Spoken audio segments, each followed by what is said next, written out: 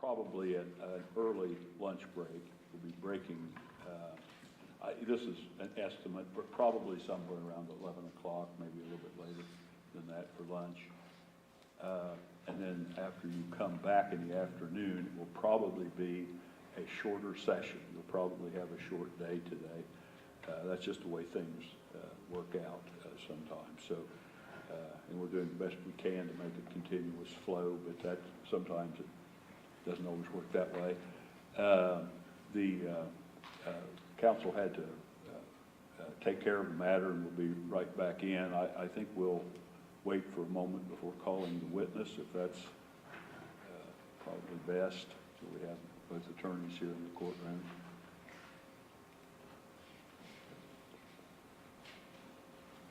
I will state for the record, this is State of Ohio plaintiff versus George Wagner IV.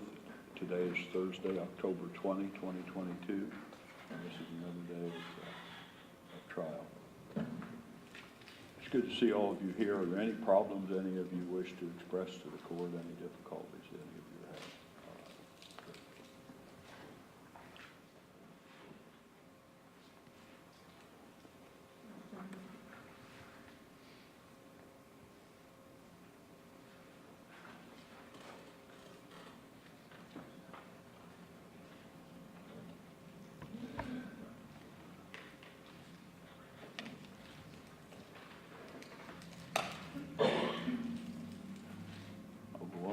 And indicate that the defendant is present in the courtroom with one of his attorneys, that's Mr. Nash, and Mr. Parker had to take care of the matter and will be entering soon.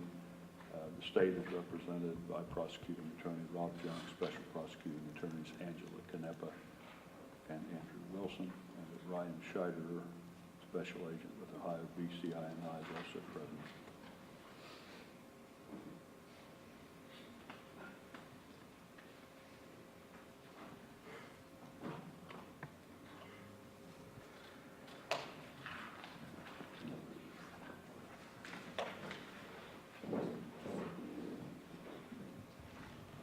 Mr. Parker is now present. That's all right.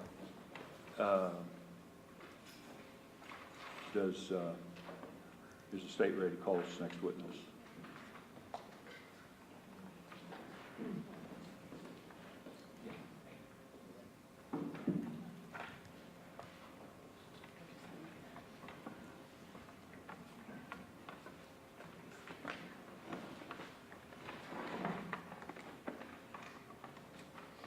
Sorry, Your Honor. The state is going to call Special Agent Scheider to the stand, please. Please raise your right hand. Do you solemnly swear or affirm that the testimony you are about to give shall be the truth, the whole truth, and nothing but the truth, as you shall answer unto God? I do. You may be seated. The state may examine. Thank you, Your Honor. Welcome back, sir. Hello. Can you go ahead and state your name again for the record? Ryan Scheider. Okay. And Agent Scheider, just wanted to talk to you about, as part of this investigation, as you were noting significant items of interest to you when you were going through the Montana laptop, et cetera, and you were getting financial records back and stuff and noticing various purchases. Was there a point in this case where you decided to purchase kind of replicas of those items that you were observing? Yes. Okay. And specifically, we already saw that you had purchased a new version of the DVR from that Walmart receipt, and then compared it to the DVR that was recovered, burned up in the fire pit at 260 Peterson Road, correct? Yes. And I believe maybe walked in front of the jury and demonstrated That's that. correct. Okay. Were there other items that you purchased during the course of this investigation? Yes. Okay.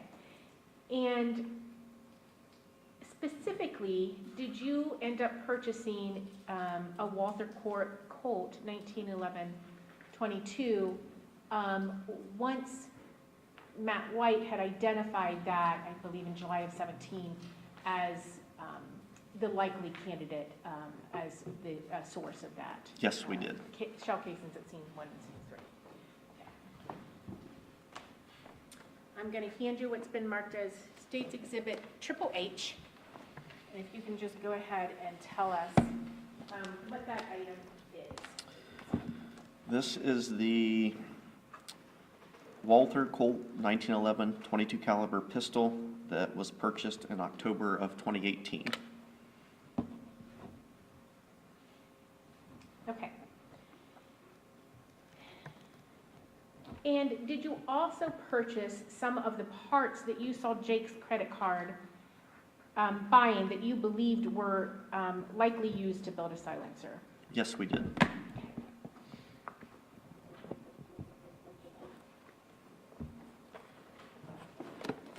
I'll just hand you some of these items, and if you could tell us what they are. State's Exhibit Triple.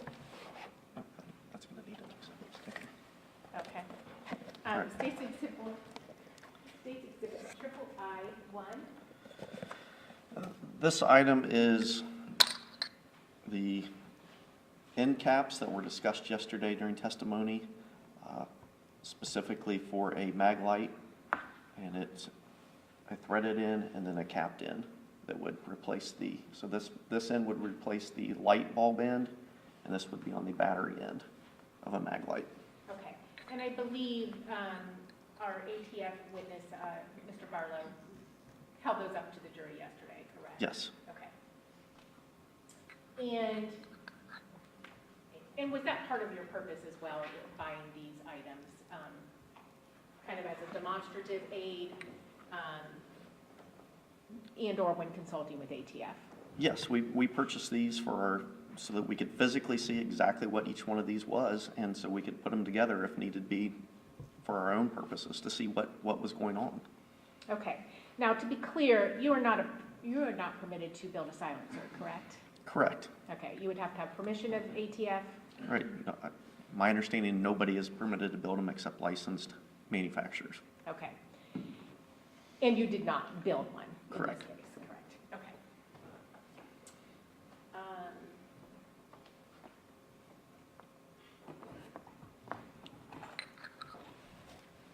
I'm going to hand you 2 boxes, appear to be similar, saying State's Exhibit Triple I-2 and Triple I-3.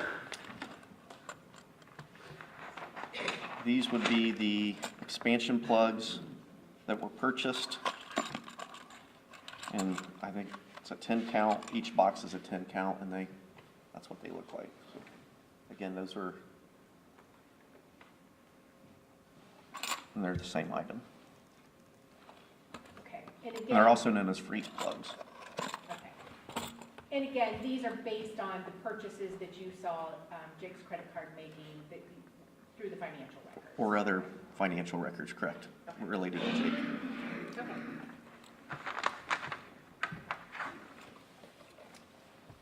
I'm going to hand you what's been marked as State's Exhibit Triple I-4. And if you could go ahead and tell us what that item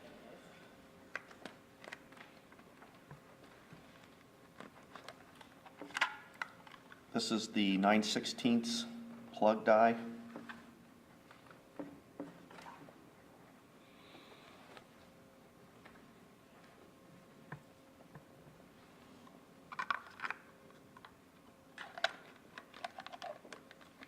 And Triple I-5. If you want to remove that, you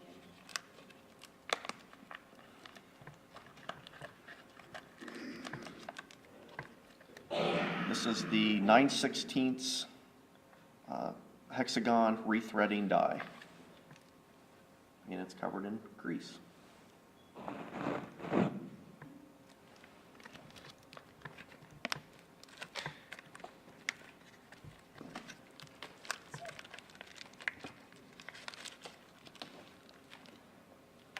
Is it okay if I put him back in this? Yes, Okay. yes, that's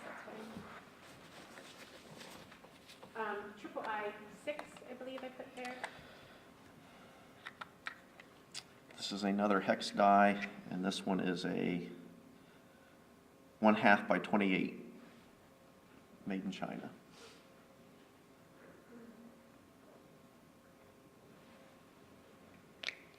And again, we heard testimony yesterday from Mr. Barlow regarding that. Correct. Okay. Triple I 7.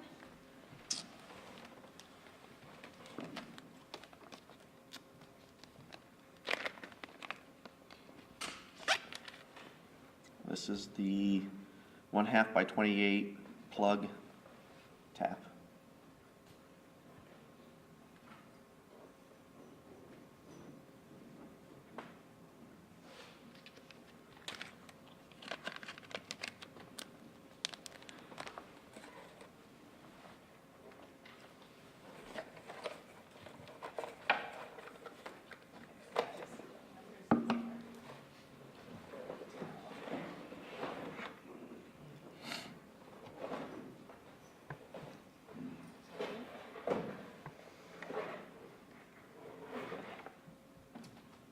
Going to hand you what's been marked as triple I 17, the item you just handed me. Can you tell us what that is? This is the thread adapter 1/2 by 28 TPI Colt Umarex 1911 22 long rifle adapter with thread protector from Tactical Innovations. Okay, and again, these are identical to the items that were purchased by the Wagners during 2016. Correct. Okay.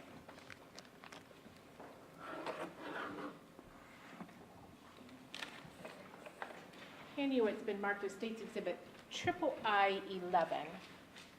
And if you can tell us what that is.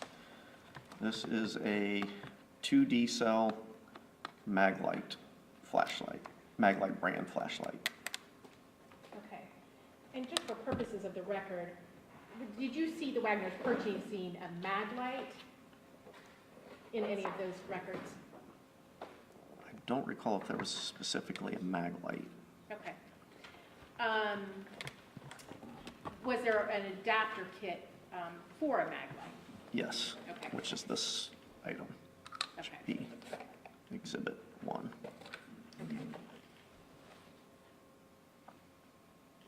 And then handing you what's been marked as States Exhibit triple I 12 and triple I 13, if you could just tell us what these items are. These are Great Light brand 3D flashlights.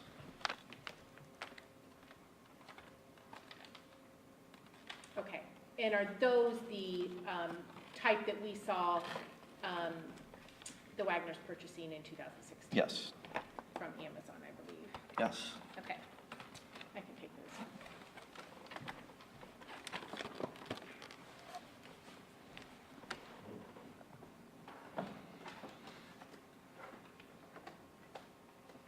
Handing you what's been marked as States Exhibit triple I 8 and triple I 9. You could look at those items and please tell us what those are. Both items 8 and 9 are 1/4 inch, 18-inch drill bits. They appear to be the same thing, same item. Okay. And States Exhibit triple I 10. Triple I-10 is an HS 27/64 18-inch drill bit.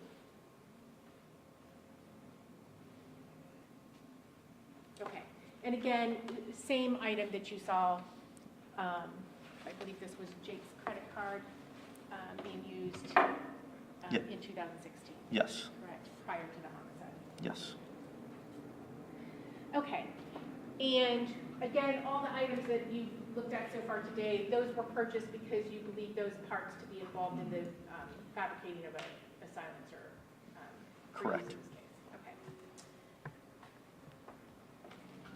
Handing you what's been marked as triple E1, and if you could just tell us what that item is. These are the Walmart brand athletic shoes, size 10.5, that would match the SKU number from the receipt that we retrieved from the trailers on State Route 41. Okay, and then triple E2. Again, Walmart brand athletic shoe. These would be the size 11, and it would match the SKU for the receipt from the trailer at State Route 41. Okay.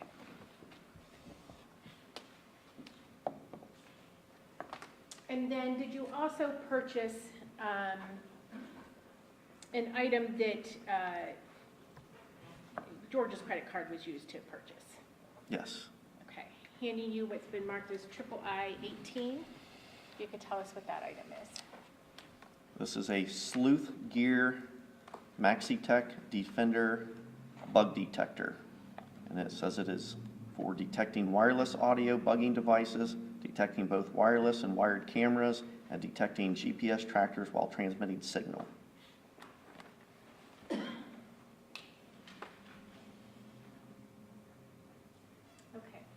And again, identical item that was purchased by the Wagners in 2016 prior to the homicides. Basis is, Well, it was, this all was right, George I'll Wagner. sustain that. Okay. That was George Wagner's credit card that purchased that item, correct? Correct. Okay. Handing you, did you also purchase some of the other items that you saw being purchased in 2016 prior to the homicides? Yes. Okay. Handing you what's been marked as State's Exhibit Triple I-17. This is a Codwell AR-15 brass catcher.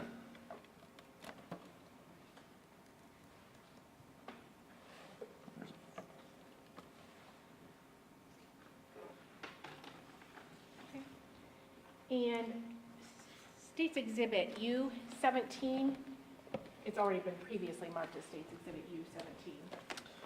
This is a 40-round box of tool ammo ammunition, 7.62 by 39, 154 grain soft point steel case non-corrosive ammunition, made in Russia.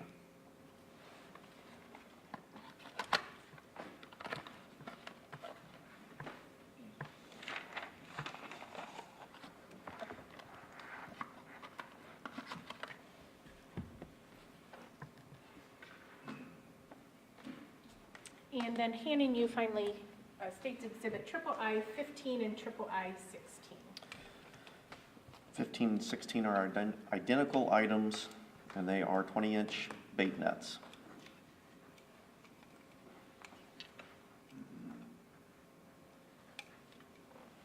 Okay, and again, these are items that are identical, not the items, the actual items that were purchased by the Wagners in 2016, but replicas of them, correct? Correct, based on the records, correct.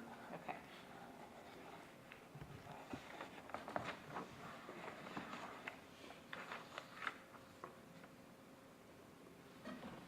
All right, I would now like to remove some of those.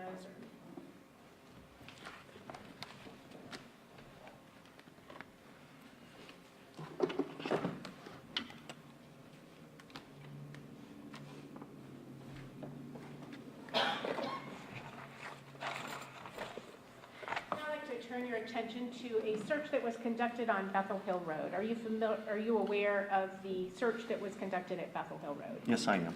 And do you recall when that was? July of 2017. Okay. And can you tell us, you knew that the Wagners had not lived there until, since late 2014, correct? Correct. Why was there a search done of Bethel Hill Road? That was the previous residence of Billy, Jake, George, and Angela Wagner, and they still had access to that property. Okay. And you knew that property to be owned by whom? Frederica Wagner, or Flying W Farms. I'm not sure if it was in the corporation's name or her personally. Okay. And what items were you looking for when you went up there? Obviously, we were looking for anything related to firearms, so we were looking for ammunition, potentially the murder weapons were they stashed up there. We were also looking for a stolen semi-trailer to see if it was on the property. Okay. And were you present for that search? Yes, I was. Okay. I'm going to show you what's been marked as State's Exhibit J1.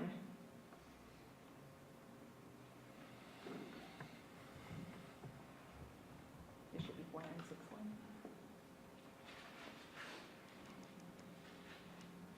And can you tell us what that is? This would be atop the hill at 845 Bethel Hill Road, and this is one of the residences that was there, Okay. the remains of it. Okay. And then J2. This would be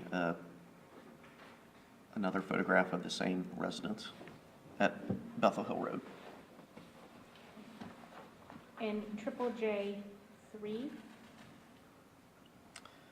This is a photograph taken atop the hill at Bethel Hill Road, and it's just looking out over the hillside. And the remains of I believe that's a vehicle. J4. This is the driveway at Bethel Hill Road. This would be approximately where we exited when we did the jury view, the area where we parked. Okay. And there's a vehicle in there. Is that a BCI? That's a vehicle? BCI crime scene truck. Okay. And J5? Just a photograph of one of the trails in Bethel Hill Road. I believe this one is the main driveway.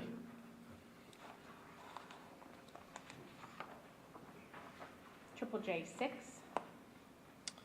Just items that were left behind at Bethel Hill Road.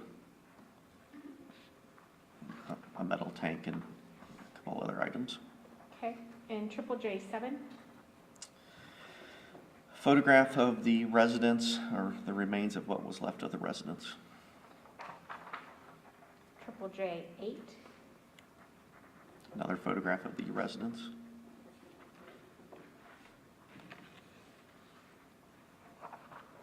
J9? And another photograph of the remains of the building that was on that property. J10? Additional photograph, same building.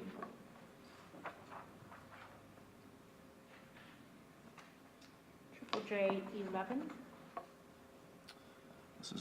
This is trying to take an overall of an additional building or buildings that was on Bethel Hill Road. J12? There would be a close-up of the same buildings, or moving in at least. J13?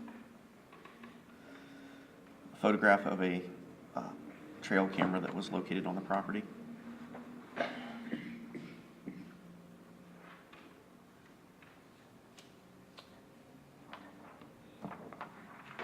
J14? Photograph of the debris and rubbish that is left on that property. J15? This appears to be a some kind of wristband with the name Hannah Rhoden on it with a date of birth and a date of 3/14 of 2014. Okay. And yep, which will be J16. 5165.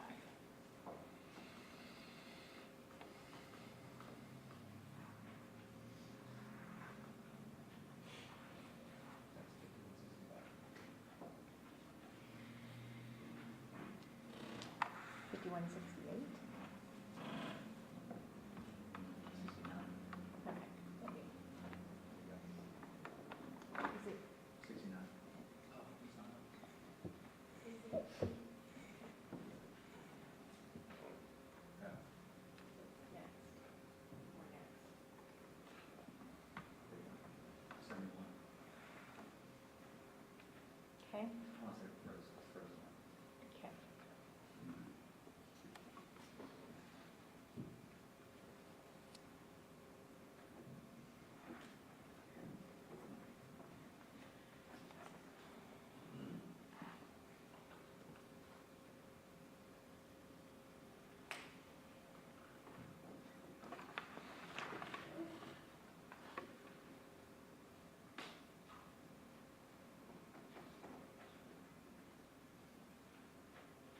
Okay.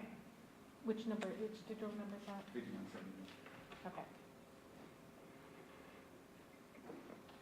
And it'll be J 16. And can you tell us what that is?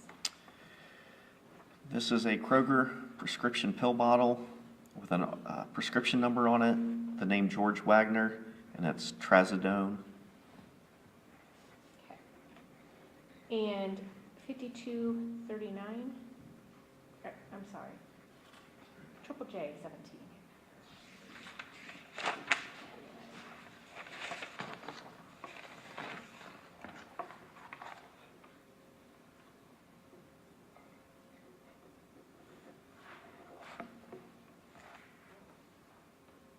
Yep.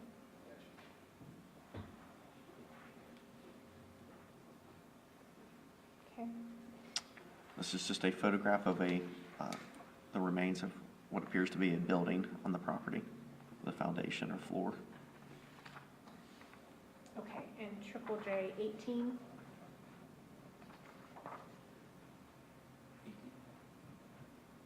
J 18, which is 5240? No, but that's the next one. Yep. Okay, J 18. This is the close-up moving in photograph of the same area as the previous picture. Okay, J 19, which is 5243. Yep. And this is the same area, just coming in closer to a flag denoting something of interest. Okay, and does that particular area that we just saw, the last three photos, does that appear to have been burned? Yes. And did you find any shell casings that matched any of the caliber of the shell casings that were used in this homicide? There was nothing that was linked directly to the homicides found at this location. Okay. Did you find a buried trailer on the property? Yes. Okay. Agent Scheider, can you tell us, I guess I should ask you, do those pictures that you just saw fairly and accurately depict Bethel Hill Road when you all conducted your search warrant in 2017? Yes, it does. Can you tell us, after the Wagners, Jake, Angela, George, and Billy, returned to Ohio from Alaska, where did they go to live? Jake, George, Angela, and the children moved to Havener Lane in South Webster, which is the location that we took you for the jury view. And then Billy moved back in with his mother at the Flying W. Okay. And specifically that address at 52 Havener Lane, that's the one where we went inside the home during the jury view, correct? And are you aware of who used to live in that home? Angela's father, Edward Pug Carter. Okay. And once they returned to Ohio, did you have any devices installed to conduct surveillance of them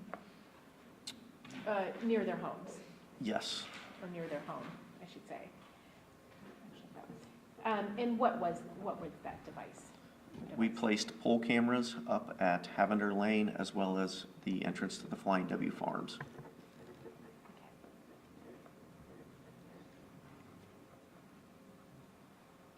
And was this during the time that you were active on the 2018 interception warrants as well? Yes. And can you tell us, when you say pole cameras, can you tell us how those devices worked? It's a covert camera, remote-controlled camera, that sends a signal back to one of our devices, and we monitor it real time. Okay. And can you tell us, at some point, did you do a search warrant of the 52 Havener Lane address, along with what would be a second search warrant of the Flying W? Yes. And can you tell us when that occurred? August of 2018. And can you tell us why you conducted that search warrant, or those search warrants, I should say? Yes, we had received information that there might be some threats that were being made to law enforcement officials, specifically myself, as well as the attorney.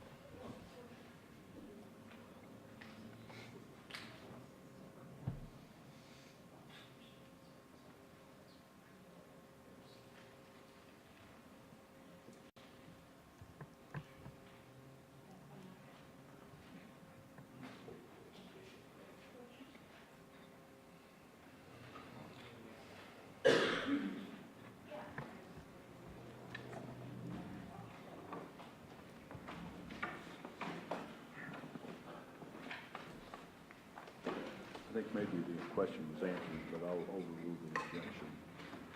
Okay. I'm not sure if you were finished answering, but I asked you why you conducted a search warrant of those locations during. Well, do you want to read back the response, please? Are you able to do that?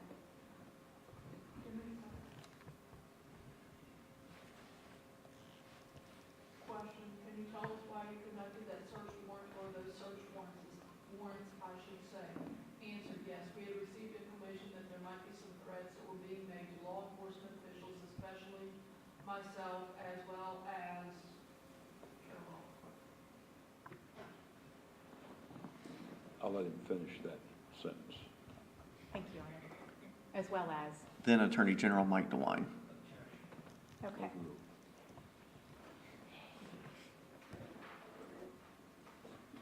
And you indicated that was in August of 2018, correct? Yes, And did you recover several devices from those locations? yes, we did. Okay. At some point, did you personally look through those devices? Yes, I did. And did you find any evidence regarding those threats in those devices? Not specifically. Okay.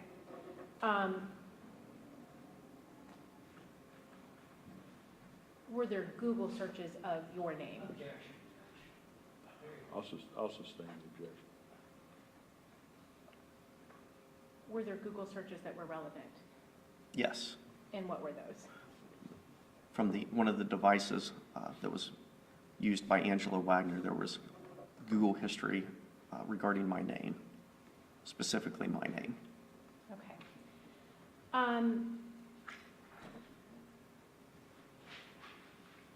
And did you find any relevant information on any of the devices from the Flying W? Yes. And what was that?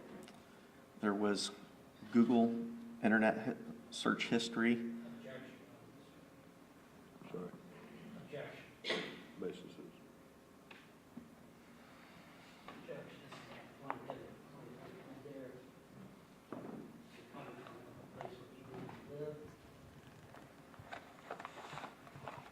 Well, yeah, unless there's some connection, I'm going to sustain that objection at this time. You already indicated that you did a search warrant in August of 2018 at both Havner Lane and the Flying W, correct? Yes, Were both of those searches specific to the concerns that you already articulated regarding threats? yes, At that time, Billy Wagner was living there, correct? yes, And did you also have information that the Wagners would sometimes use those computers that were out at the Flying W? yes, Overruled. During your search of those devices recovered from the Flying W, did you find any pertinent searches? yes. And what were those? Overruled. On one of the computers that was taken from the Flying W, there was internet search history. It would be the night before a grand jury proceedings where somebody searched the penalty for lying during grand jury or lying to BCI. Overruled. And on the devices from Havner Lane, did you see any Google searches regarding forgery? Yes. And what was that? The specific information about it, I don't recall, but there was information about forgery. Okay.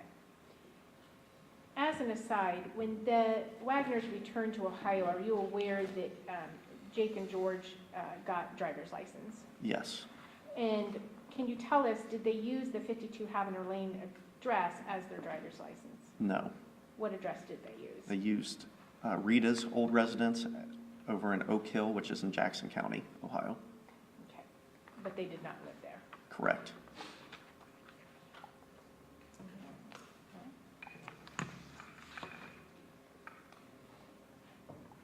Oh, yeah, I did not.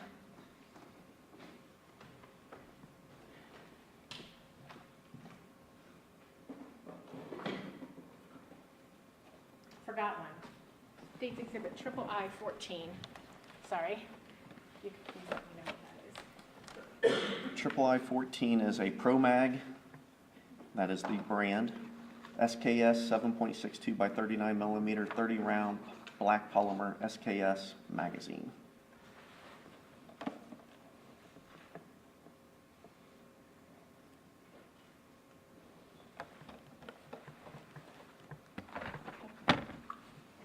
Anything else? Okay. I have no other questions of Agent Schneider at this time, Your Honor. Defense may cross-examine.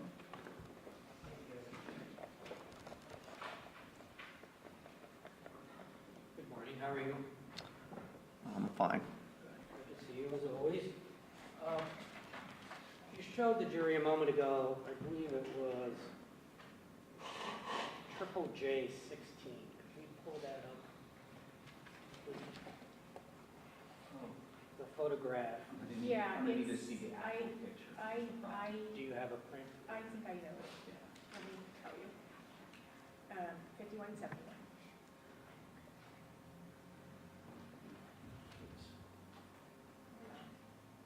It's a photograph taken at Bethel Hill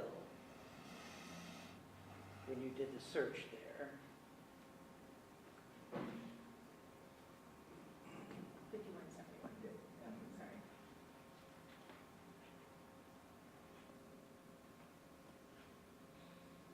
That item there, do you see that on your screen? Yes, I do.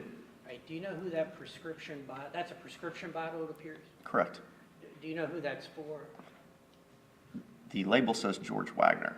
Understood, you can't see the entire label. Correct. Do you know if that's for Billy? I don't know. All right, do you know what trazodone is? I don't know if it's a pain reliever or a muscle relaxer. I'm not sure. I told you it's an antidepressant, would that surprise you? I'm not, You don't know? right. Okay, Specifically, I do not know. That's fine. Now, you did find that buried trailer on the property there, correct? A buried trailer, A correct. buried trailer. Can you describe it? It was a trailer, it was a semi-shipping trailer, whatever, however you want to describe it, but it was buried within the hillside and it appeared to be used for storage purposes. All right. Did your investigation revealed that Billy was what some people would call a doomsdayer, that the end of the world was coming. That's probably fair. And that he was storing items such as food and water and other things in this trailer and elsewhere in preparation for the end of the world. I'm not aware of that. You're not aware of that.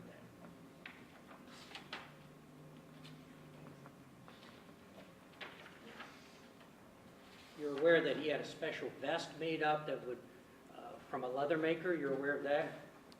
Yes. Can carry various items such as weapons and other things. I could carry items, yes. I don't remember the specifics of how that vest was built, but yes, You talked to the guy who made that for him, right? I did not. BCI did not? I did not. Okay, when I say you, I mean BCI, because Somebody, yes. somebody from BCI talked to this gentleman. Or the sheriff's office, yes. I'm not sure who, but yes. Okay. And you're aware that Angela told you that she purchased the bug detector? Your Honor, again, I'm going to object at this line of questioning. What Angela said. I'm sorry, what was it? He's asking her what Angela said.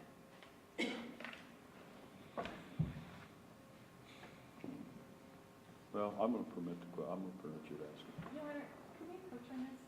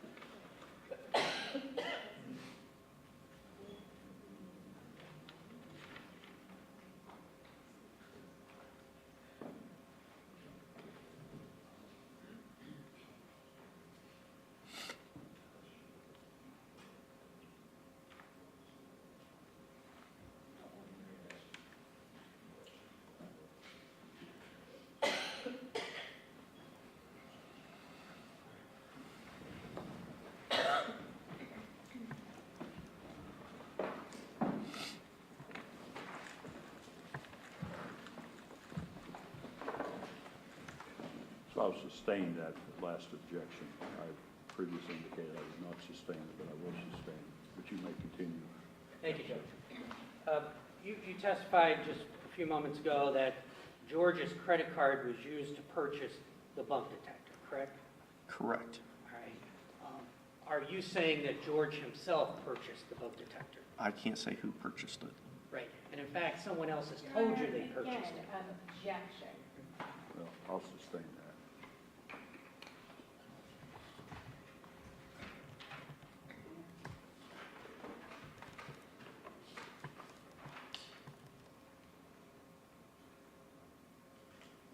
You pointed out on, we don't need to bring this up, but a previous photograph here a few moments ago, I believe it was Triple J13, was a trail camera, right, from up on Bethel Hill?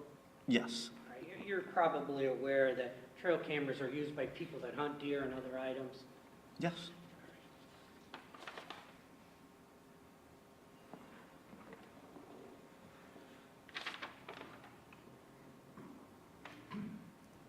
Thank you, Judge. I don't think I have any other questions.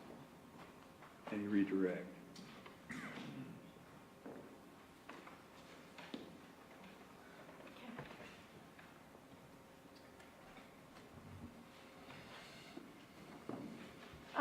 When you did the search of Bethel Hill, did you guys look at the trail cam and see if there was anything of evidentiary value in those? We collected multiple trail cameras, Okay. and yes, they were examined. Okay. And was anything of evidentiary value found? No. Okay. And regarding these items, again, we've heard testimony about various credit cards and stuff, but you do not know as to each of those items which ones were purchased by whom? Correct. Correct. Okay. I have no other questions, Rhonda. Anything further from the defense? No, thank you. All right, you may sit down. Thank you, Your Honor. And the statement calls next witness. Thank you, Your Honor. The state will recall Matt White from BCI.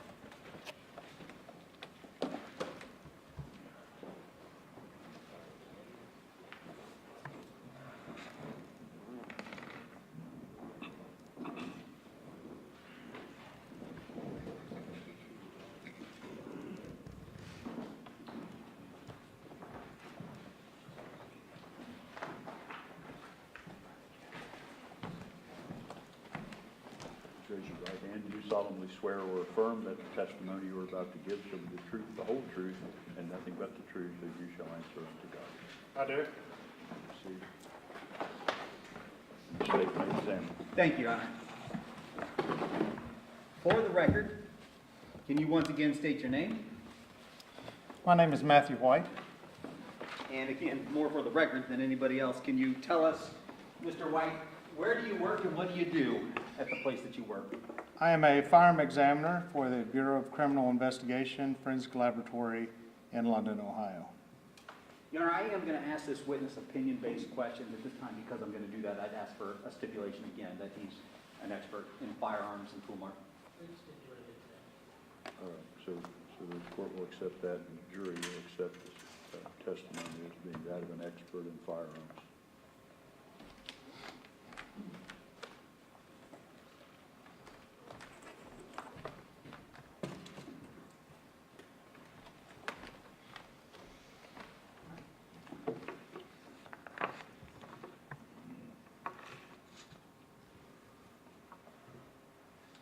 Mr. White, in the course of your duties there at BCI and in your work in this case, were you asked to look at a reference box of ammunition? Yes, sir, I was. All right, I'm going to hand you what's been marked for identification purposes as State's Exhibit U17. Again, can you identify that box that's in front of you? Yes, I can. Can you tell the jury what that is? This particular ammunition box is a tool ammo 7.62 by 39. It has 154 grain soft point ammunition contained inside of it. And Mr. Jones, can you go ahead and, or Ms. Knapp, can you go ahead and turn this TV on for me? All right, and let's just go. I know you talked about this a little bit, but you talked about caliber. What is caliber? Caliber is the diameter of a bullet or the diameter of the interior of the barrel. And you talked about grain. What is grain?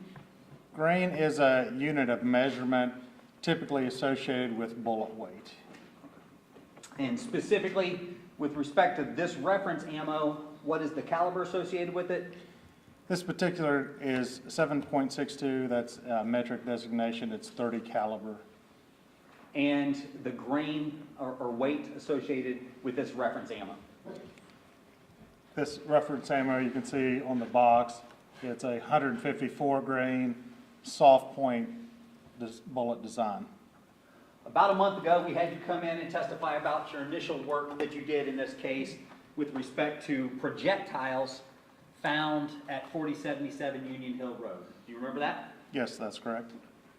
I put up before the jury and for you what's been marked for identification purposes as State's Exhibit A546. Again, do you recognize that item? I do. And can you tell the jury what that is? This is an outline of the firearm-related evidence from scene one. I'm going to hand you what's been marked for identification purposes as State's Exhibit A499. And again, as part of your work in this case, were you asked to examine projectiles that were in jackets that were found at 4077 Union Hill Road? Yes, I was. All right, I'm going to hand you what's been marked for identification purposes. States Exhibit A499. States Exhibit A499. Can you tell the jury what that is, please? This is a fired .30 caliber fired bullet jacket. Okay. I'm going to hand you what's been marked for identification. Well, first of all, is there an item number associated with that exhibit? Yes, this is number 14. Okay. And can you use that pointer, just again, refresh the jury's recollection with respect to where that bullet was found in that scene? I'm going to hand you what's been marked for identification purposes as State's Exhibit A500. State's Exhibit A500. First of all, do you recognize the markings on that item? I do. And can you tell the jury what that is? This particular item is a fired .30 caliber bullet. Okay. And is there a BCI item number associated with that exhibit as well? There is. It is item 15. I'm going to hand you what's been marked for identification purposes as State's Exhibit A510. Can you take a look at that, and can you tell the jury what that is?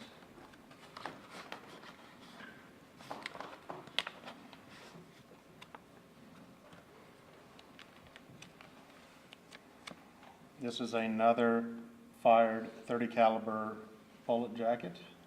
Okay. Is there a BCI item number associated with that piece of evidence? There is. And can you show the jury where in the scene at 4077 that was collected? This was number 25. Okay. I'm going to hand you what's been marked for identification purposes as State's Exhibit A511. State's Exhibit A511. Do you recognize the markings on that? I do. Can you tell the jury what that is? This is another .30 caliber fired bullet jacket. And is there an associated BCI item number with that exhibit? There is. Can you tell us what that is and where in that scene at 4077 Union Hill Road that exhibit was found? This is number 26. Okay. I'm going to hand you what's been marked for identification purposes as State's Exhibit A523. Do you recognize the markings on State's Exhibit A523? I do. And can you tell the jury what that item is? This is a lead fragment. And does that have an associated BCI item number with it? It does. And can you tell the jury where that item, or what is that BCI item number and where it was found? This was number 38. I'm going to hand you what's been marked for identification purposes as State's Exhibit A525. Can you tell the jury what State's Exhibit A525 is?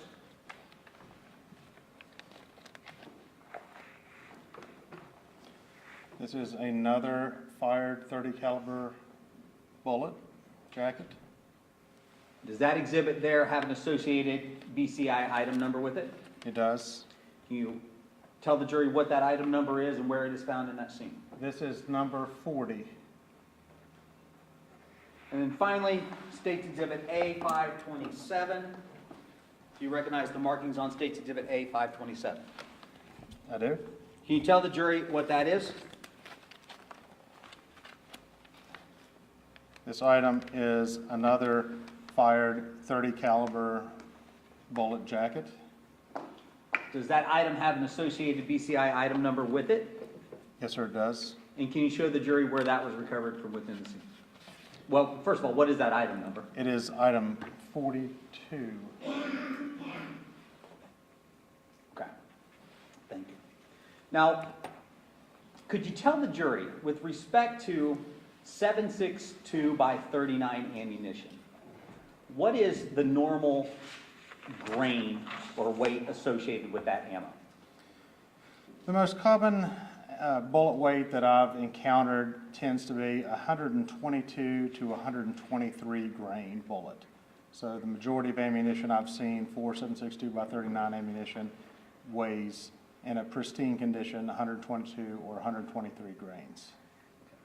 When you examine each of those projectiles associated with scene one there at 47 Union Hill Road. Did you find those projectiles to be heavier than your normal 7.62 by 39 ammo? Yes, given the damage condition of the fired bullets, they weighed slightly more than the 122, 123 range of a pristine bullet. Typically, when a fired bullet comes into contact with something and becomes damaged, it will also sometimes lose small pieces of it. So the final fired bullet that I receive oftentimes might weigh slightly less than what the pristine fired bullet was. The 30 caliber fired bullets that I received in a damaged condition weighed more than the typical fired bullet from a pristine 122, 123 grain ammunition.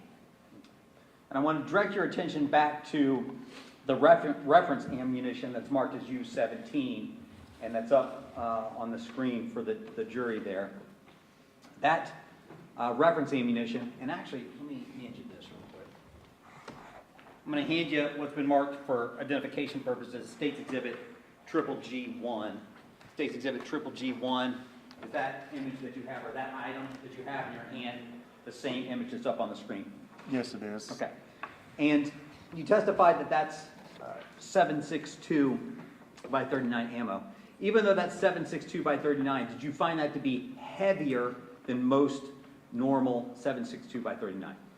Yes, this particular ammunition weighed or had bullets that were 154 grain, and they were of a soft point design. And when I say soft point, just to clarify, that talks about the design of the bullet. You'll see the little lead tip on the bullet as opposed to the copper jacket. The lead tip is a soft point style design. Based on your examination of the projectiles from the scene and the reference ammo marked as the State's Exhibit U17, are the projectiles recovered from 47-7 Union Hill Road consistent in caliber and grain with the reference ammo contained in State's Exhibit U17? Yes, based on the construction, the style of the fire bullet jackets that were recovered, on the weight of them, they are certainly consistent with the heavier weight of the Tula ammo, the 154 grain soft point. And again, were you, as part of your work in this case, asked to basically individually examine some of the characteristics of those rounds contained in State's Exhibit U17? Yes, sir, I was. Could you do me a favor? Could you open the box U17 and pull that ammunition out?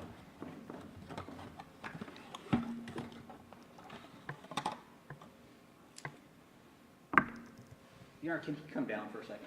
Yes. If you could step down here in front of the jury so everybody can see you.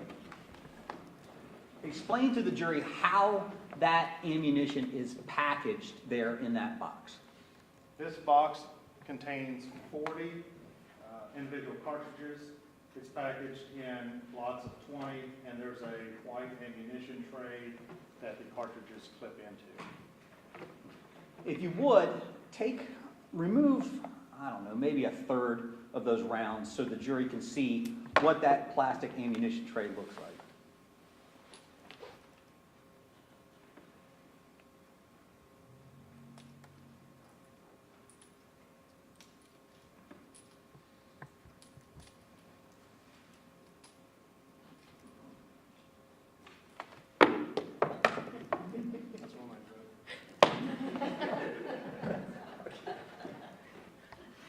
All right, again, if you could walk it down there, just to make sure everybody sees.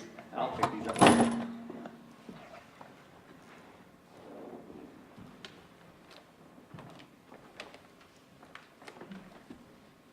the indentations in the plastic, that's where the cartridges clip in, sometimes not very tightly. Okay. If you could, grab a seat there. I'm going to hand these rounds back to you. I'll maybe have you keep one out for demonstration purposes. Mr. John, can you give me the next slide, please?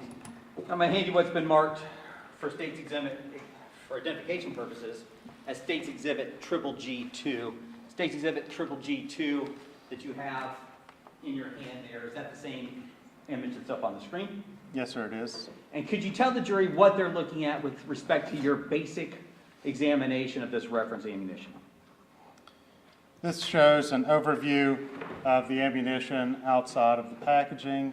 Again, you can see the white ammunition container that the cartridges are clipped into. And this image shows, if you look at the end of the cartridge, this shows the head stamp area that will have the manufacturer. You'll see tool ammo and 7.62 by 39. This little circular area is just the logo for tool ammo. And this circular area in the middle, that is the primer. This is a unfired cartridge, so there is no firing pin impression present on it. I'm going to hand you what's been marked for identification purposes as State's Exhibit Triple D 22. State's Exhibit Triple D 22. Do you recognize the markings on that package? Yes, sir, I do. Can you tell the jury what is State's Exhibit Triple D 22?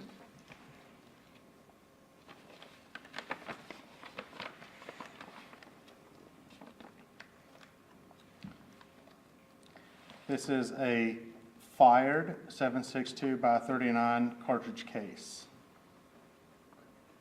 As part of your work in this case, were you asked to do a basic examination of that cartridge casing and then later make a comparison to your reference ammunition?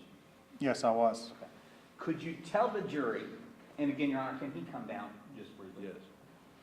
If you could come down, if you would, remove that cartridge casing from that bag and just tell the jury your observations about the condition of that cartridge casing as it was when you received it. The cartridge case, as you can see, initially it was corroded.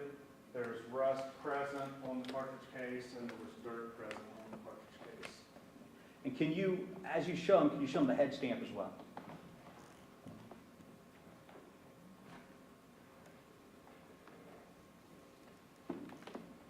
And when you initially received that cartridge casing, again, was there damage, or did there appear to be damage or impairment to the head stamp? Yes, there was corrosion, dirt, debris covering the head stamp and the cartridge itself, so I needed to clean that to be able to further examine it. Okay, thank you.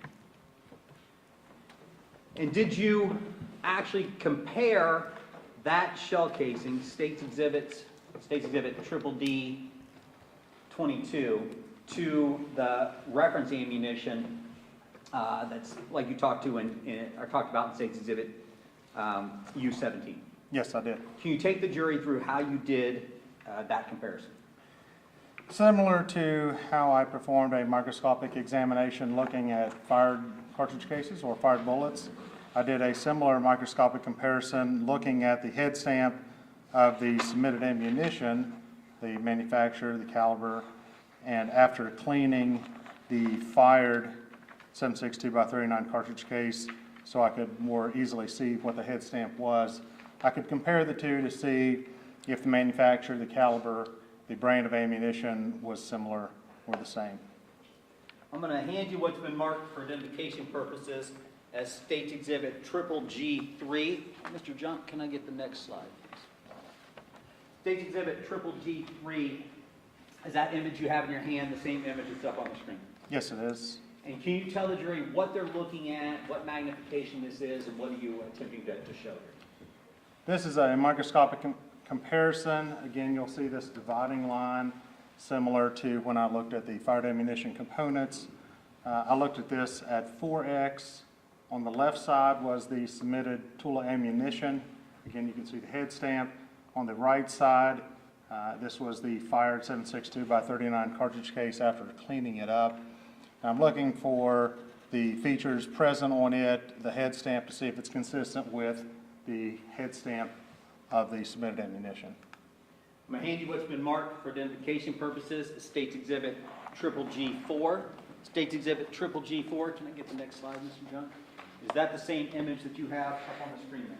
Yes, it is. can you tell the jury, what are they looking at there, and what are you trying to highlight for presentation purposes? Again, you'll notice the dividing line. The previous image showed the entire head of the cartridge case. This shows the cartridge cases. They were scooted together so that you can see the font, the style of lettering, the spacing of the lettering compared to the tool ammo of the submitted ammunition. I'm going to hand you what's been marked for identification purposes as State's Exhibit Triple G5. State's Exhibit Triple G5 that you have in your hand. Is that the same image that's up on the screen for the jury? Well, can you give me the next, I guess, can you give me the next slide? Yes, it is. Okay. And again, was this part of the comparison you did in this case with respect to that cartridge casing recovered from the cistern and the reference ammo? It is. This particular picture shows the other side of it. The previous image showed the tool ammo. This shows the 7.62 by 39. Again, looking at the spacing, the font, the size of the lettering, just to see if they are consistent with one another. And then finally, State's Exhibit Triple G6. Mr. Junk, if I can get that final slide. State's Exhibit Triple G6 that you have in your hand there. Is that the same image that's up on the screen? Yes, it is. And again, can you tell the jury what you're looking at, and was this part of your comparison of these shell casings? Yes, this is again the side compared of the tool ammo, the brand to one another. Again, you can see some of the corrosion that is present on the cartridge case itself. And again, you can see the spacing of the lettering, the style, font is also consistent with the submitted ammunition. Based on your work in this case, specifically with respect to comparing the reference ammunition, the box of tool ammunition, and the shell casing or cartridge casing recovered in the cistern, based on those comparisons, do you have an opinion to a reasonable degree of scientific certainty as to whether the shell casing found in the cistern at 260 Peterson Road, which is marked as State's Exhibit Triple D22, is the same brand, style, and caliber as the ammunition contained in the reference box of ammunition, which is marked as State's Exhibit U17?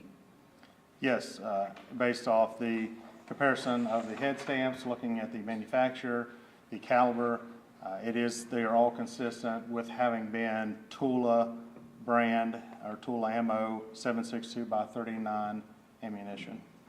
And again, also, are you able to reach an opinion to a reasonable degree of scientific certainty that the reference ammunition contained in State's Exhibit U17 is consistent in caliber and grain with the projectiles recovered from Scene 1, 4077 Union Hill Road?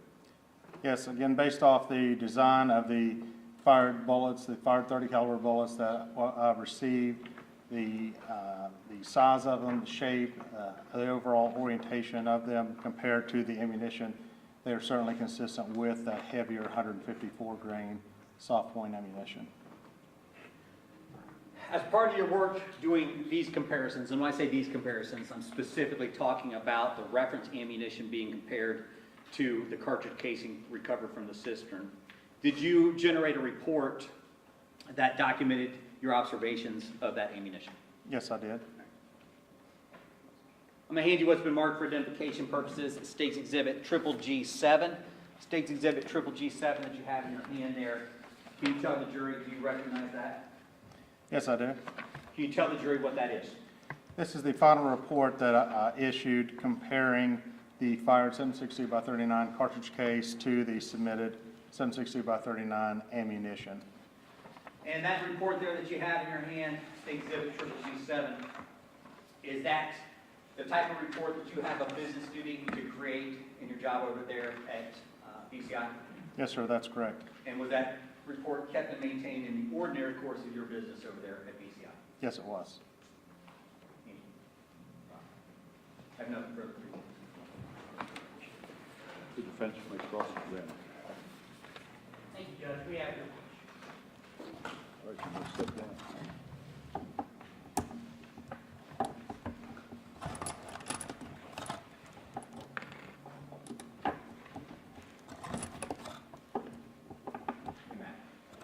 Okay.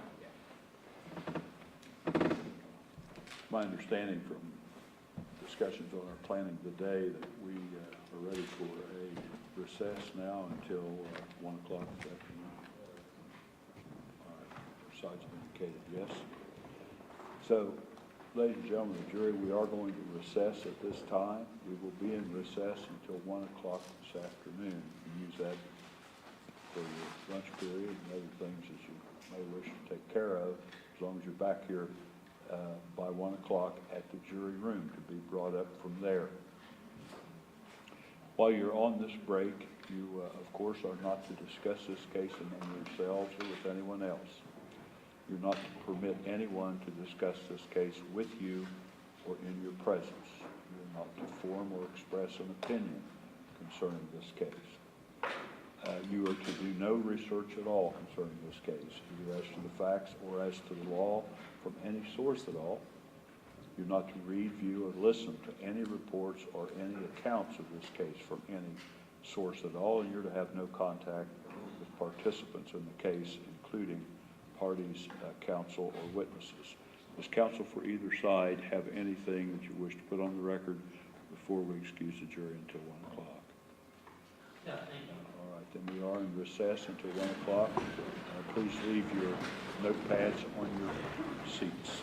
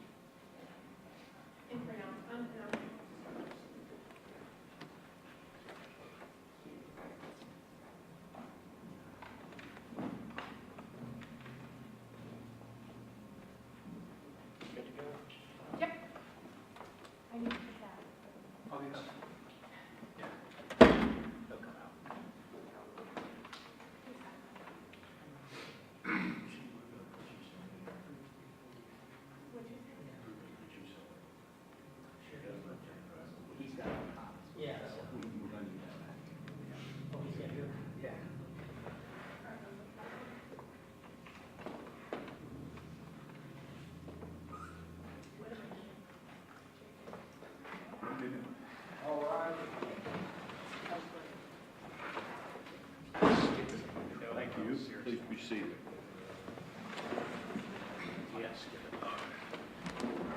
It's pointed out by counsel that there may be an argument about evidence, so I'm not sure whether we want to wait, bring the jury up, and then have the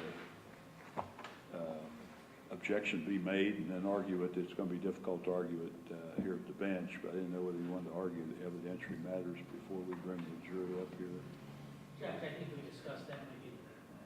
Say it again? I think we discussed it amongst ourselves. I think that might be the better way. Okay. To do it right now? Yes. Yes. All right, okay. So, does council want to frame the issue here, and then we'll hear the arguments about it? You can describe what you're saying. You want me to start? Go ahead.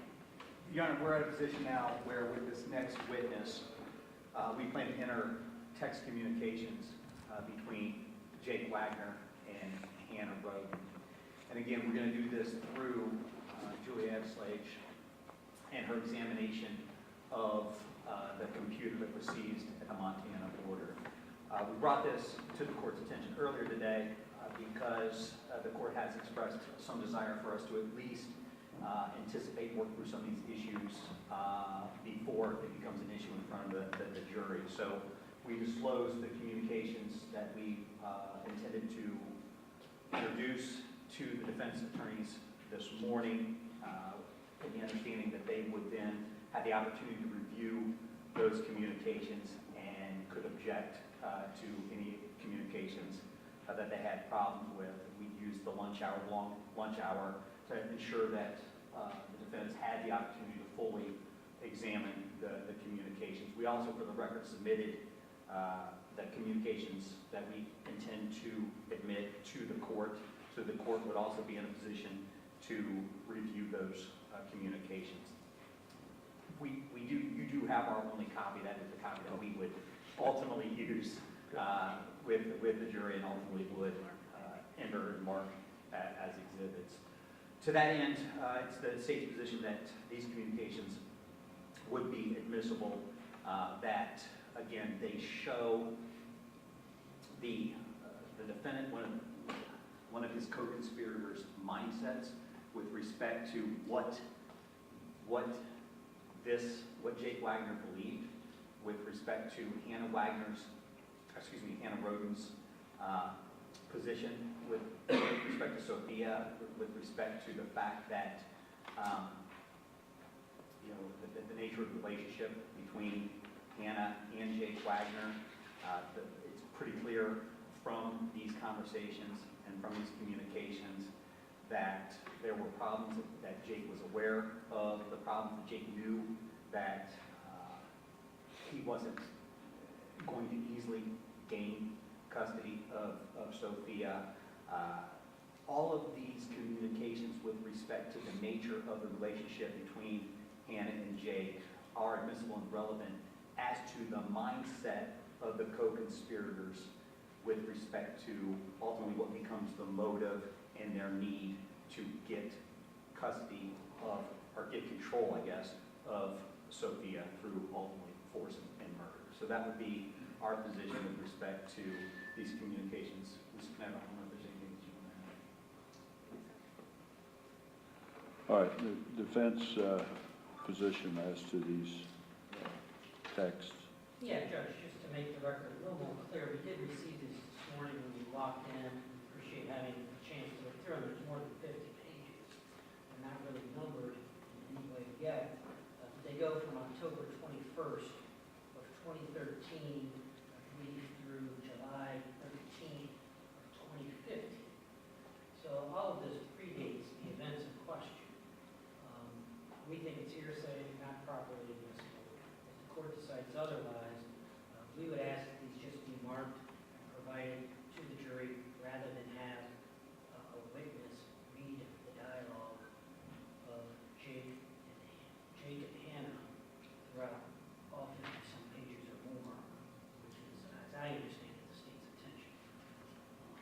So with that, Judge, just make an objection. So you're objecting to all of them then, not just some? Yeah, and Judge, if Jake testifies, as Bertoldi is going to, and, some of these may be admissible when he testifies. But, it's clearly hearsay at this point. It predates the time frame in the indictment significantly. And so we object to them all at this point. They may be used either by the state or us when Jake testifies. We think at this point they're not admissible.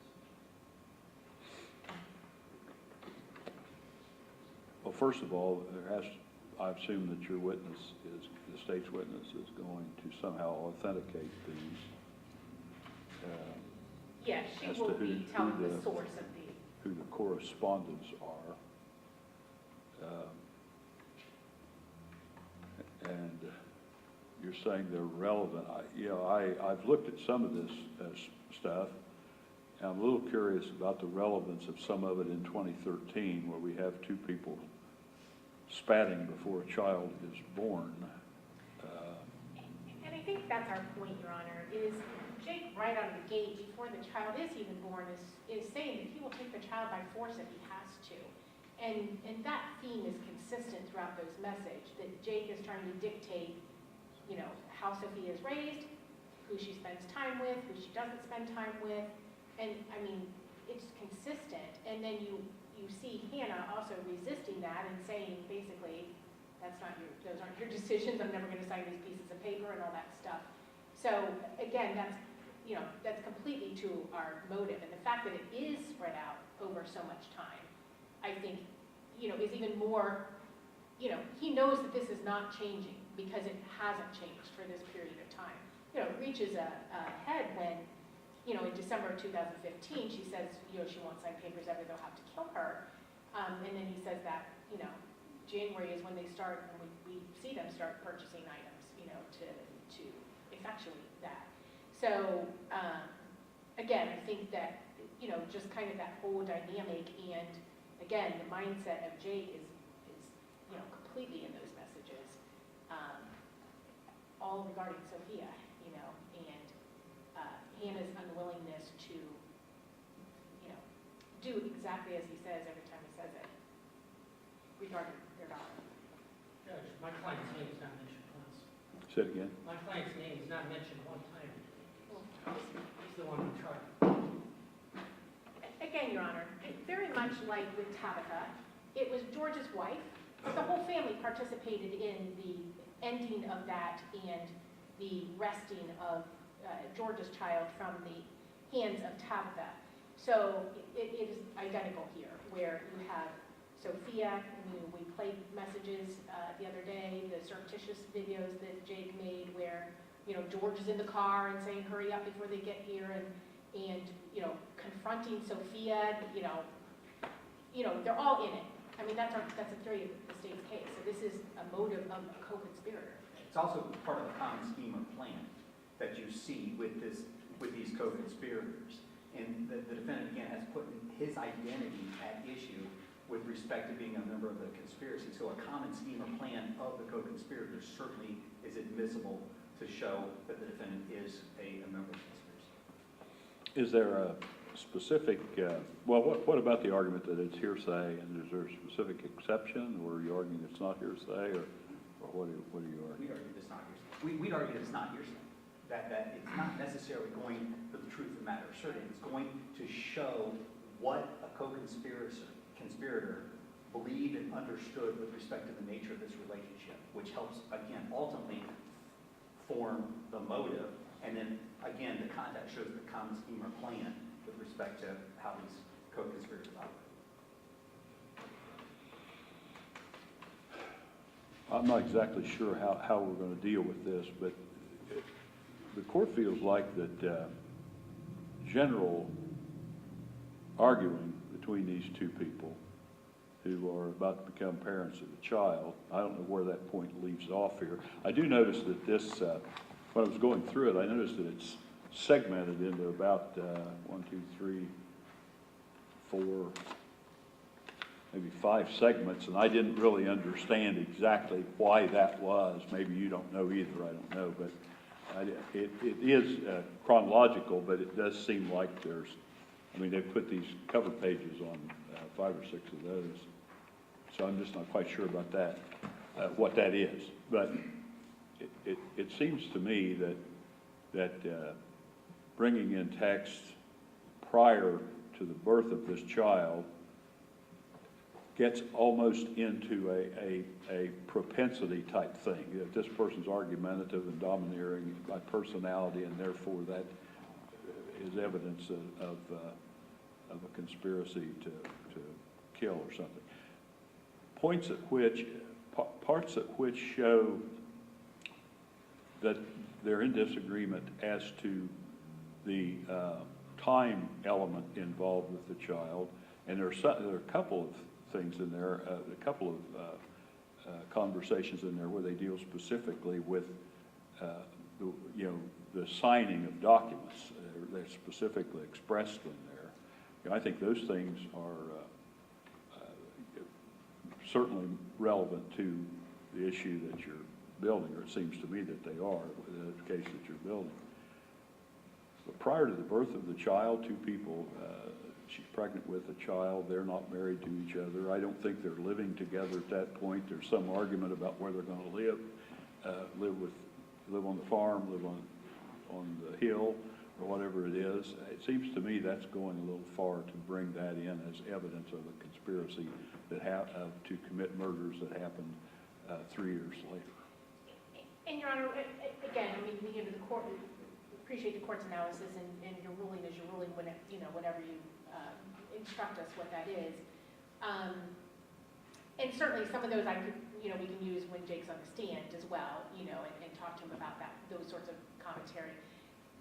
I think from the state's point of view it's at the point, in December of 2015 when he has exasperated all this, he's very interested in them all living together. And for Sophia not to be with Hannah at her home where who knows who she could be around, and if Hannah is, working or in class or whatever, who knows who will be watching this child. And so from the very beginning, he is saying, this child's going to be wherever I am. I don't care where you are, but this child is going to be where I am. And, you can either be with us or you can be over there, but this child is going to be with me. And that's, basically the motive for the murder is because at the point he realizes he can't control that situation. But again, whatever the court, feels is appropriate. Do you know why it's divided up into several? Oh, there are some, I looked at that too because I was going to remove them, quite honestly, deeper into it. But there are, sometimes it's a different source because there were a couple of different phones that backed up to that laptop. And so I think some of them, it's a different source, it's a different phone. But not all of it. So I don't know if she was just trying to do it in chronological order, and then if it was a different source. Let me give these back to you. I think I put those. You clipped them separate, yeah. And make sure they're in the order that, and all that. But yeah, Your Honor, there's an iPhone 5, and then there's, so these are taken off different sources then? Yeah, it's all the Montana laptop, but different devices had backed up to them. So I don't know that these are all different devices though, because I think there might just well, presumably your witness can explain that before we get into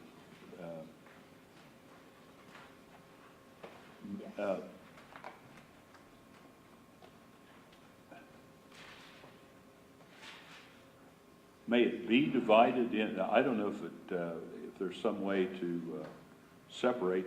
Of course, that would raise the issue whether if part of it's admissible, the defense would want it all in there. Some of it, as I think counsel earlier pointed out, might not be, you might not consider detrimental to your client. I'm not sure. That's correct. So, so I guess, if it's possible to separate out the arguments occurring prior to the child's birth. I think there's only a few of those, Your Honor. I'm sure that we could do that. But this can all be done, I guess, unless we can agree to do it now, it would be done after we start the questioning, I suppose, if objections are registered to that. But then the question would be whether the defense counsel feels that if part of it comes in, it should all come in. Yeah, I'd like to see what parts they remove before I make that decision.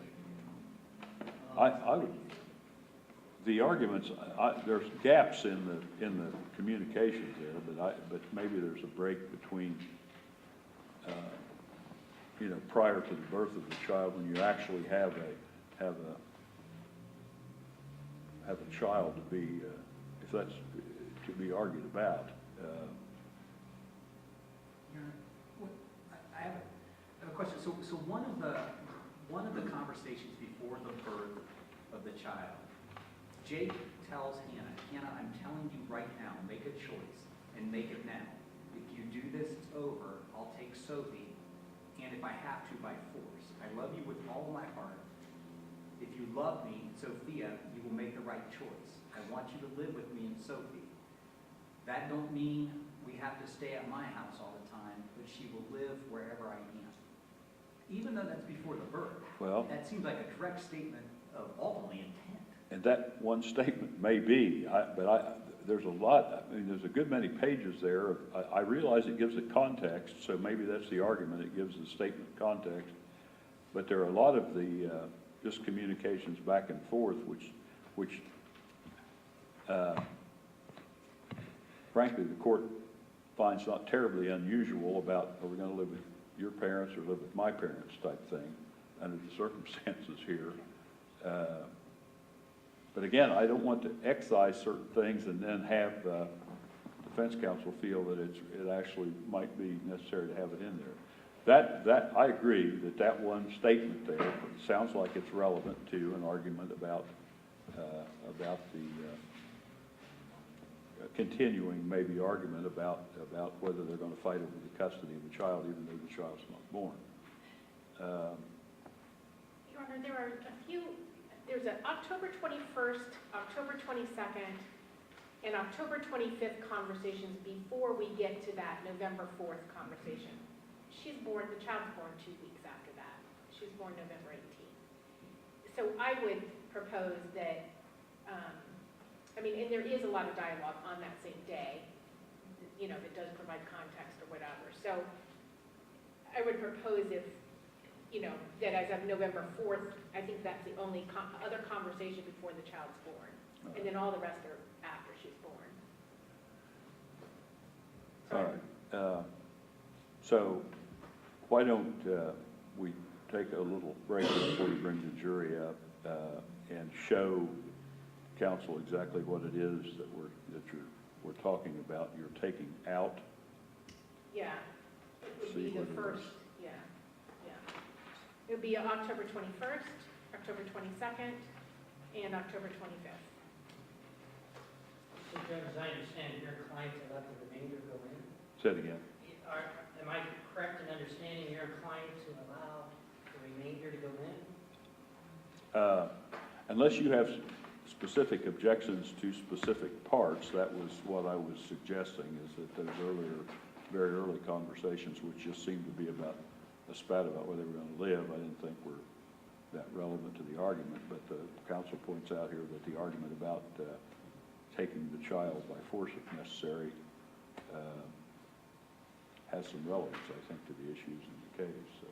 Well, you know, generally our argument is the time frame. You know, this is before the indictment, significantly before the indictment. And it's our client on trial, not Jake. So, you know, if the court's inclined to let these in over our objection, then let's leave them on. Over our objection.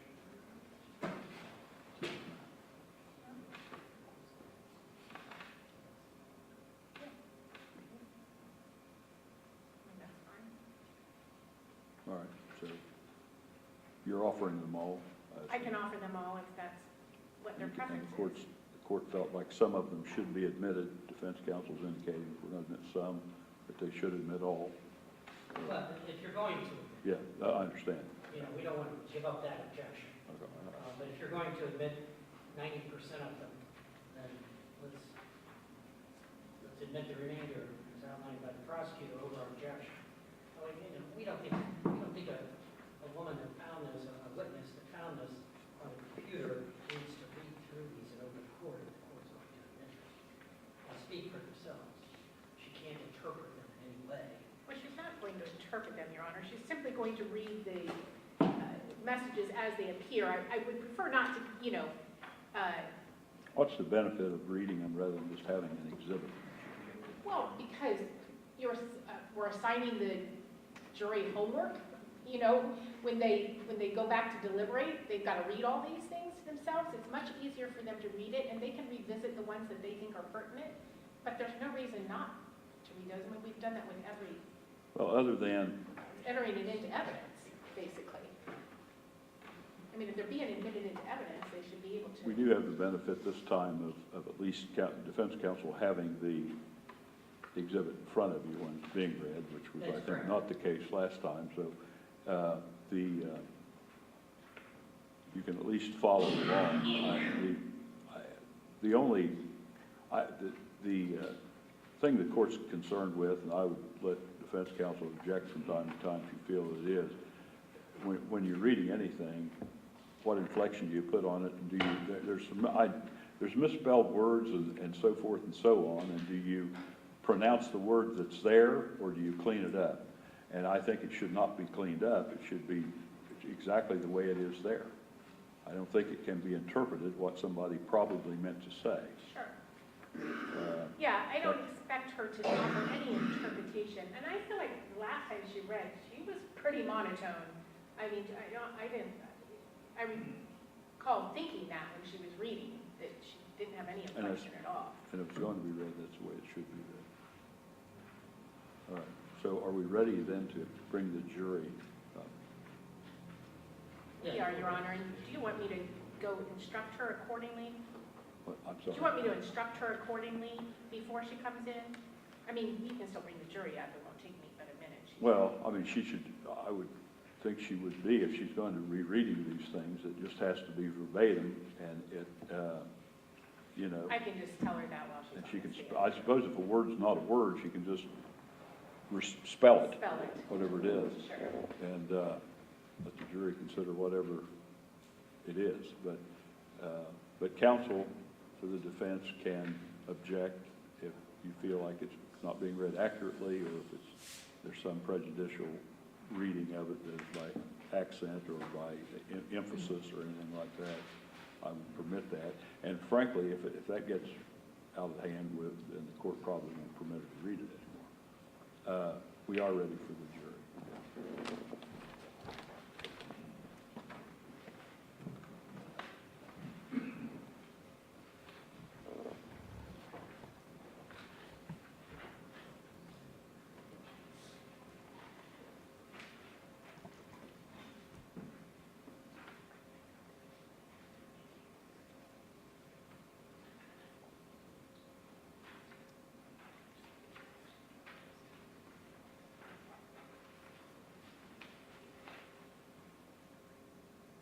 Oh, yeah.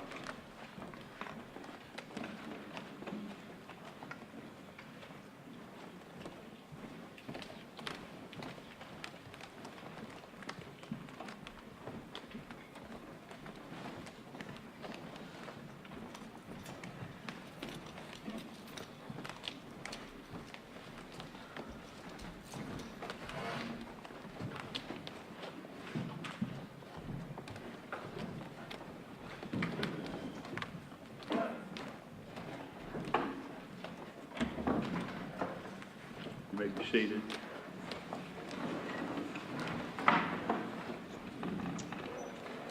Welcome back, ladies and gentlemen. We are still on the state side of the case, of course. Is the state ready to call another witness? Yes, Your Honor.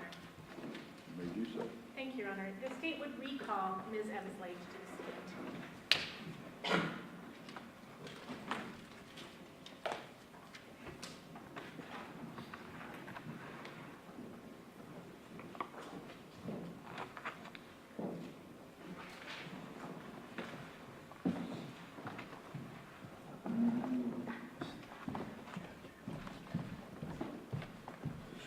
And you solemnly swear or affirm that the testimony you're about to give shall be the truth, the whole truth, and nothing but the truth, as you shall answer unto God. Proceed. State and exam. Thank you, Your Honor. Good afternoon. Good afternoon. If you could please go ahead and restate your name for the record. Julia Eveslage. Okay.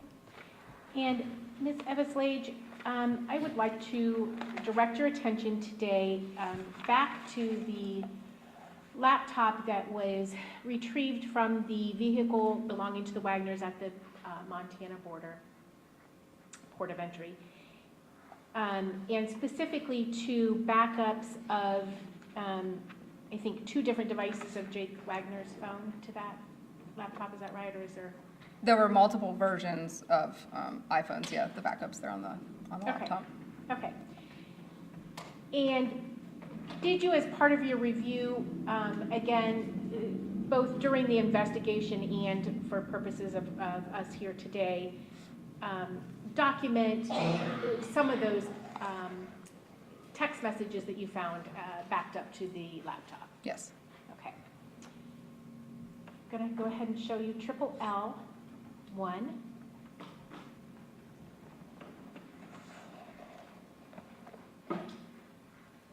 Maybe.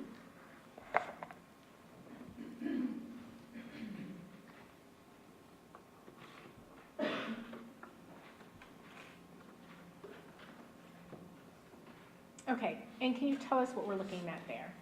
This is a cover sheet here just to designate the source of the messages and their content.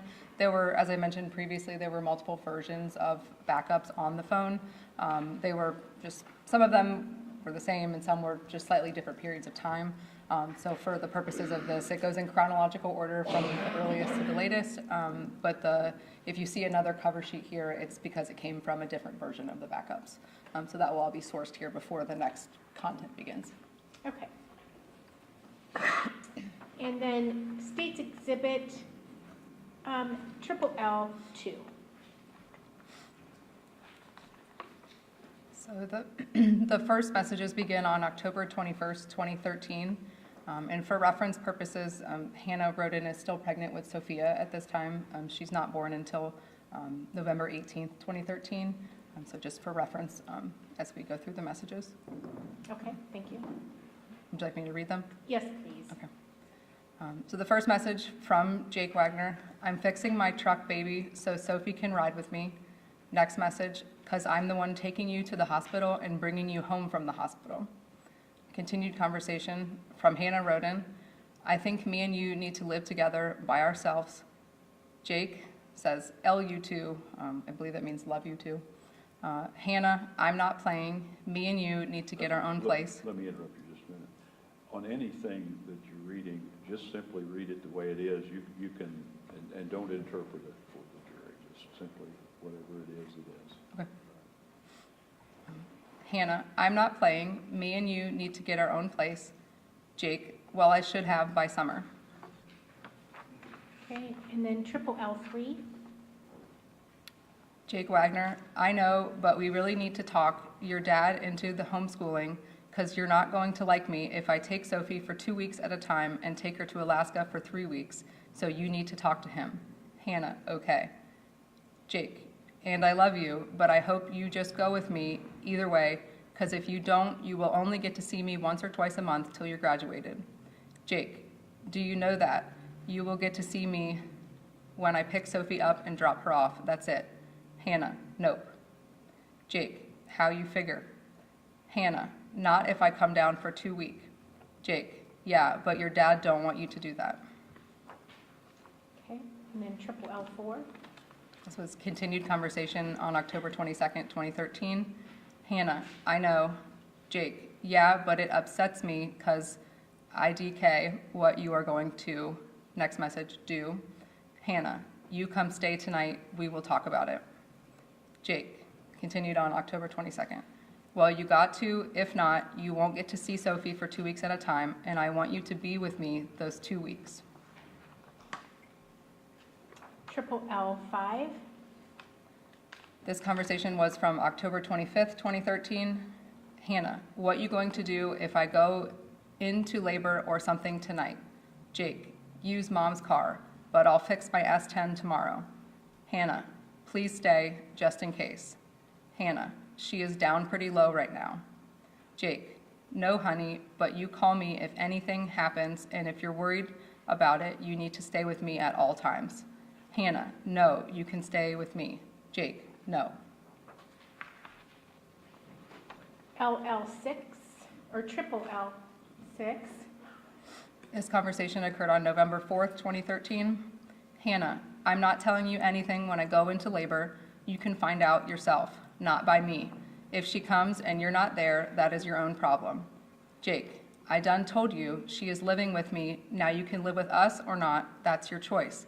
And yes, I did want her. You just wanted to wait till you didn't have to say, oh, Daddy, can I take my kid to the doctor or am I grounded?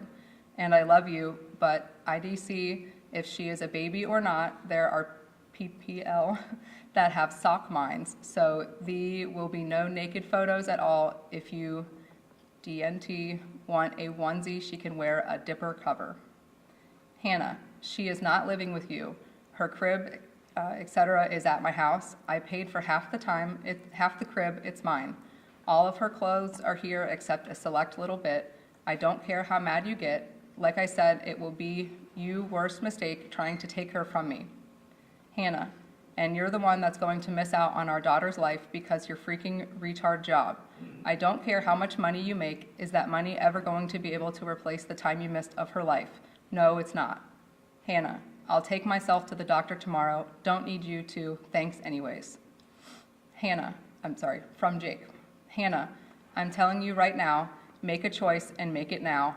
If you do this, it's over, and I'll take Sophie, and if I have to, by force. I love you with all my heart. If you love me and Sophie, you will make the right choice. I want you to live with me and Sophie. That don't mean we have to stay at my house all the time, but she will live wherever I am.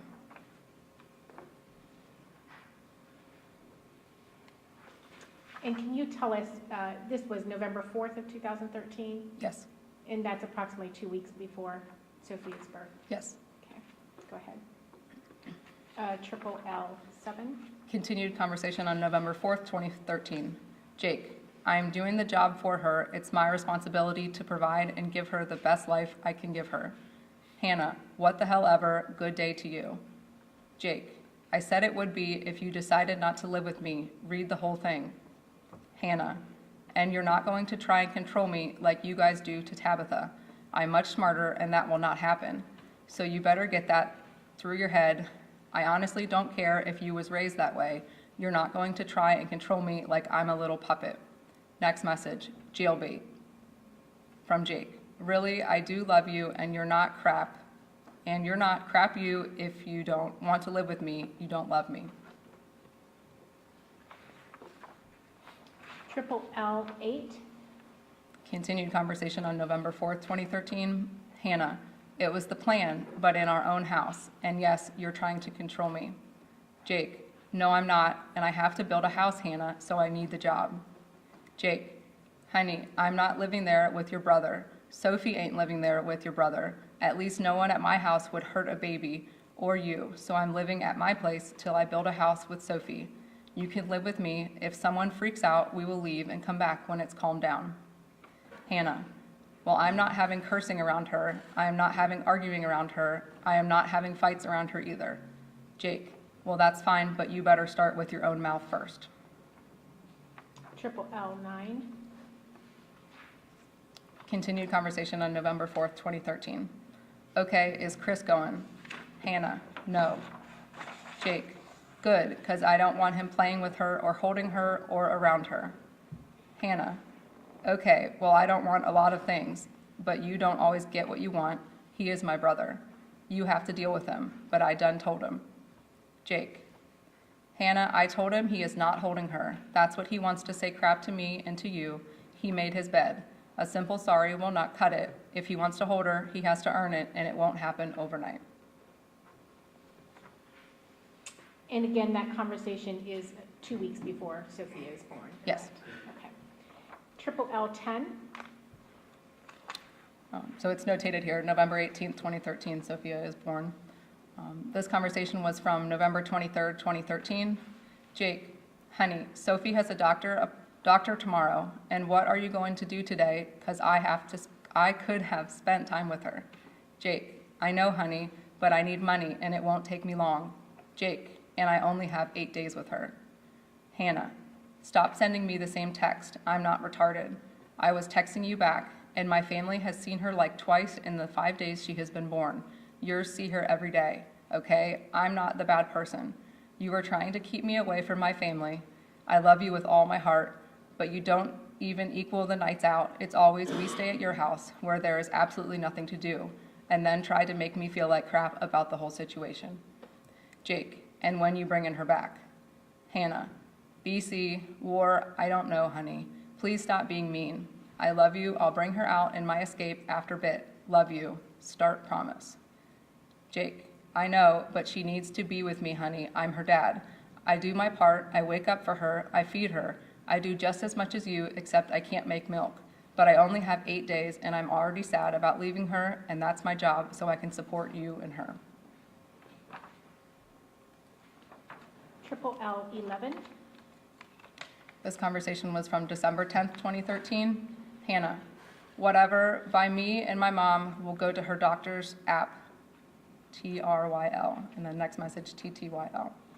Jake, Hannah, I wake up with her, I feed her, and do everything with her, and if you ever tell me you have full rights to her and I have none again, I will take her you till we are married, and that is a year away, so think about that.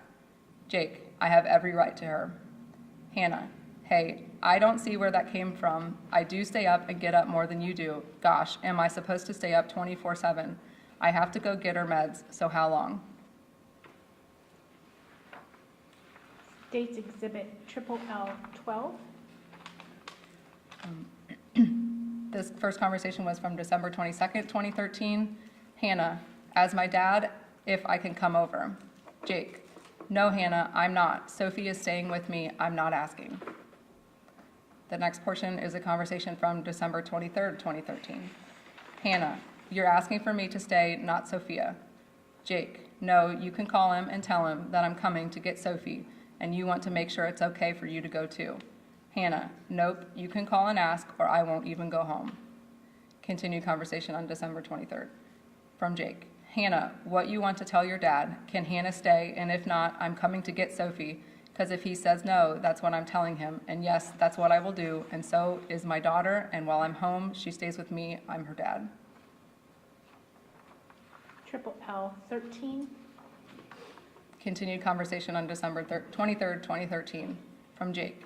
Hannah, what you want, oh, sorry, that appears to have been a duplicate from the previous slide, but I'll read it again. Oh, no, we won't. Okay. Well, oh, okay. The first Okay, I message is see a what you're saying. duplicate It's from the just- previous page, Sorry, yeah. sorry, okay, not the whole conversation. Okay, Yes. Sorry. So from Hannah, just ask if I can stay, gosh. From Jake, Hannah, think of how you make me feel. Your dad is more important than me, seeing Sophie. She is ours, and you should tell your dad that you're a mom now, that you are speeding time with me while I'm gone, and you will come home when I leave. Hannah, we'll get a different job. Jake, no, Hannah, I make good money with my job. When will you be home? And honey, I love you, but your dad will tell you what to do till you tell him he can't. So I'm coming to get Sophie, and you will come with me, or you will let me take Sophie, and we will use my plan. From Jake, you get to be the stay-at-home mom. We have to make this work. The only way we will be happy is if you can make your own choices. And I'm fair, your dad is not. If you stay with me while I'm home, I'd stay at your house some of the time. Triple L 14. Continued conversation on December 23rd, 2013. From Hannah, I don't think you are taking her, and I'll be home later. Why? Second message, I do stay with you. It says DAMG. From Jake, Hannah, Sophie is staying with me. I'm not doing you stay, I'll stay. I'll do 3 day, 1 day, but that's it. Now, if you want me to call your dad, I will be. If he say no, you can come with us or stay at your house. Hannah, no, it's time to stay at my house. I'm sick of staying at your house all the time. Jake, Hannah, I'm not staying at your house while I'm home. I'm not doing it. Sophie is staying with me. From Jake, And Hannah, if you was so worried about what your dad thinks, look what you did behind his back. You had sex with me right after we got together. You got pregnant and you got 2 tattoos. Why can't you stay with me and Sophie like a freaking family while I'm home? Hannah, it says FUVK, off by. My phone is getting shut off. From Jake, Hannah, you better think about that. Triple L 15. This conversation was from January 12th, 2014. From Hannah, well, you can move away, and I'm not moving in with you till we have our own home.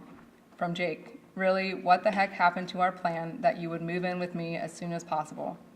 Hannah, nah, you can come in with me. You can come move in with me. From Jake, nope, because then I have to drive to the house and do everything every day. Hannah, exactly. You will never move away from them. I'm not moving in with you ever.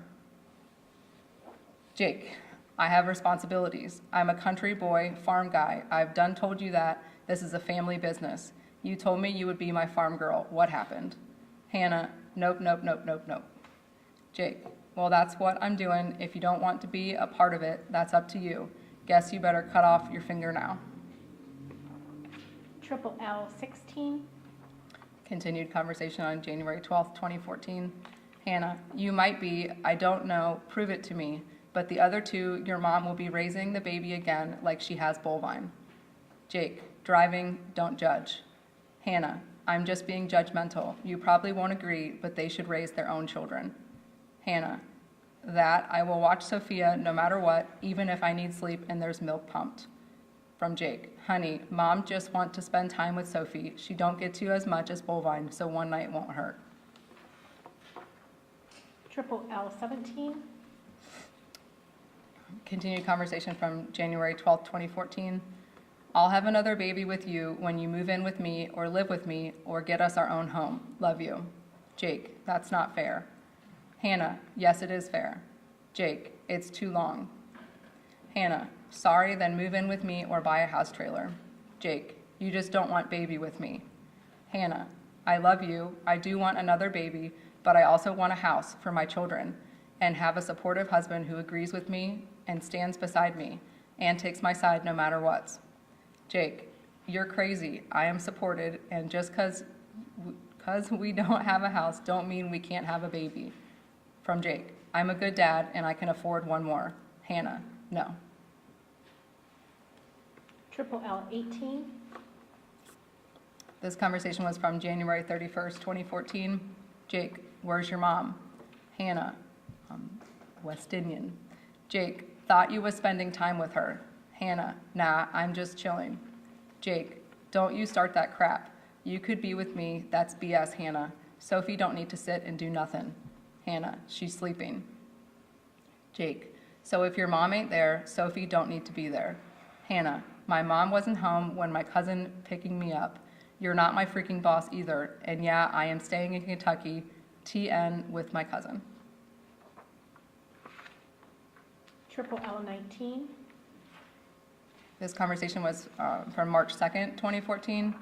Hannah, oh, sorry, this is a duplicate from the first message, shouldn't be there. From the last slide. Okay. Second message from Jake, no you're not, I'm staying with Sophie. From Jake, now if you want to stay in Kentucky, or KY, you go right ahead, Sophie can stay with me. From Jake, but you're not taking my time with Sophie away just because you want to stay with whoever. Hannah, I'm done in KY, wow, you must not know how to read.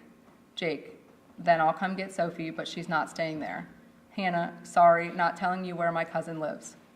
Jake, don't make me call your dad and tell him how it is, and if you don't tell me, I'll take Sophie and you won't get her back.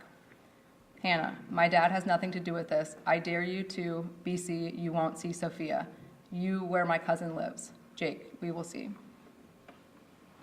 Triple L 20. This conversation was from March 24th, 2014. Hannah, okay, I miss you too. I need to go back to public school because I'm failing, so I'm going to start pumping this week. Jake, okay, I guess it's up to you. Me and Mom will watch Sophie, I guess. Hannah, Jake, school is very important just as well. Jake, Yes, honey, but you could do American, but it's up to you. Second message, but honey, if you want the truth, I don't want you to go back to P.school. I'll never see you. Hannah, I love you. Okay, I won't, but I need to pass and graduate. Triple L 21. This conversation was from May 25th, 2014, from Jake. Quit being rude to mom. Hannah, how the hell was I rude? Jake, well, you was, and God ain't too proud of you for cussing like that. Second message, Hannah, and I'm ashamed of you. Hannah, good for you being ashamed. Triple L 21, or 22, sorry. This was a conversation from September 30th, 2014, from Jake. Okay, what time you be home in morning? If you get there early enough, Sophie can feed the pig. Hannah, I don't know, LU. Jake, LU too, but Sophie loved the piggies and farming, and I don't want her to have a two-sided life for very much longer. A conversation from October 1st, 2014, from Jake. No, I did not. I did not get to give Sophie a kiss, bye, and you. Hannah, yes, you did, when you gave us my food. I love you. Jake, my gosh, honey, that was like 7 hours ago. Don't you think I like to have Sophie help me on the farm? Hannah, yes, I love you, sorry. Jake, well, next time she stays with me so she can help me with stuff. Triple L 23. Continued conversation from October 1st, 2014. Jake, and I love you too. Hannah, whatever, I will just do photos when you ain't here. Jake, no, you don't have to do that. I don't want to take that from you. I just don't want you to take Sophie from me. Triple L 24. This conversation was on October 2nd, 2014. Jake, good night. LU, PLZ, don't disappoint me and go help tomorrow. Hannah, you know I'm a disappointment. Hannah, love you. Jake, not if you try, and I'm going to sleep. We are in VA. Load at 9 a.m. Love you. Continued conversation on October 2nd. From Jake, and why are you acting like this? Those bugs was partly on you, Hannah, and you don't just get a free ride out of responsibility. This is the real world. Nobody asked you to pay part of it, just to do your share of getting it ready and putting it back. Hannah, yes, the bed bugs was my fault, okay? They probably came from Joyce's house. Okay, I have nothing at my house. I'll look over and over again. I've looked over and over again, so screw off. You make me feel like, and I'm so sick of it. I love you. I can't take you treating me like this, though. Jake, I'm not treating you like crap. I'm trying to make you unlazy. Jake, you are an example for Sophie, and you not a good one half the time. Triple L 25. This conversation was from October 4th, 2014, from Hannah. BTW, next time I have a baby, I'm doing a at-home birth. Jake, no, you're not. Hannah, yes, I am. I talked to a midwife. Jake, don't care. If you want a baby with me, then it will be at a hospital, and that's that. If you argue about it, then no more babies. I'll be just fine with Sophie. Hannah, why? Jake, not safe for you or the baby, so no, and I mean it, bout if you argue. Hannah, why? Triple L 26. Continued conversation from October 4th, 2014, from Jake. Don't argue. Hannah, not even texting you, and don't threaten me with not having any more children. But hey, what the hell ever. Jake, just sayings. Jake, just Saul, love you, but Sophie and our future baby's safety is my responsibility, and that's that yings. Hannah, sweetheart, look it up. Jake, don't care. Jake, and it's just going to be me in the room next time. Triple L 27. Conversation from October 5th, 2014, from Jake, LU2. But you need to take more responsibility, and you know it. Night, LU. Hannah, I'm not somebody's robot who was programmed to be perfect. From Jake, no, you're a mom that's supposed to do everything she can to set an example to Sophie and help her husband with his farm. From Hannah, yeah, and I'm a terrible one too. Okay, sorry. I'll never be the person you want me to be. If you cannot accept that, I honestly don't know. I've tried to change, but I'm sorry. From Jake, well, try harder. Kick the lazy out the window and stop thinking. You don't have to do anything and you will do just fine.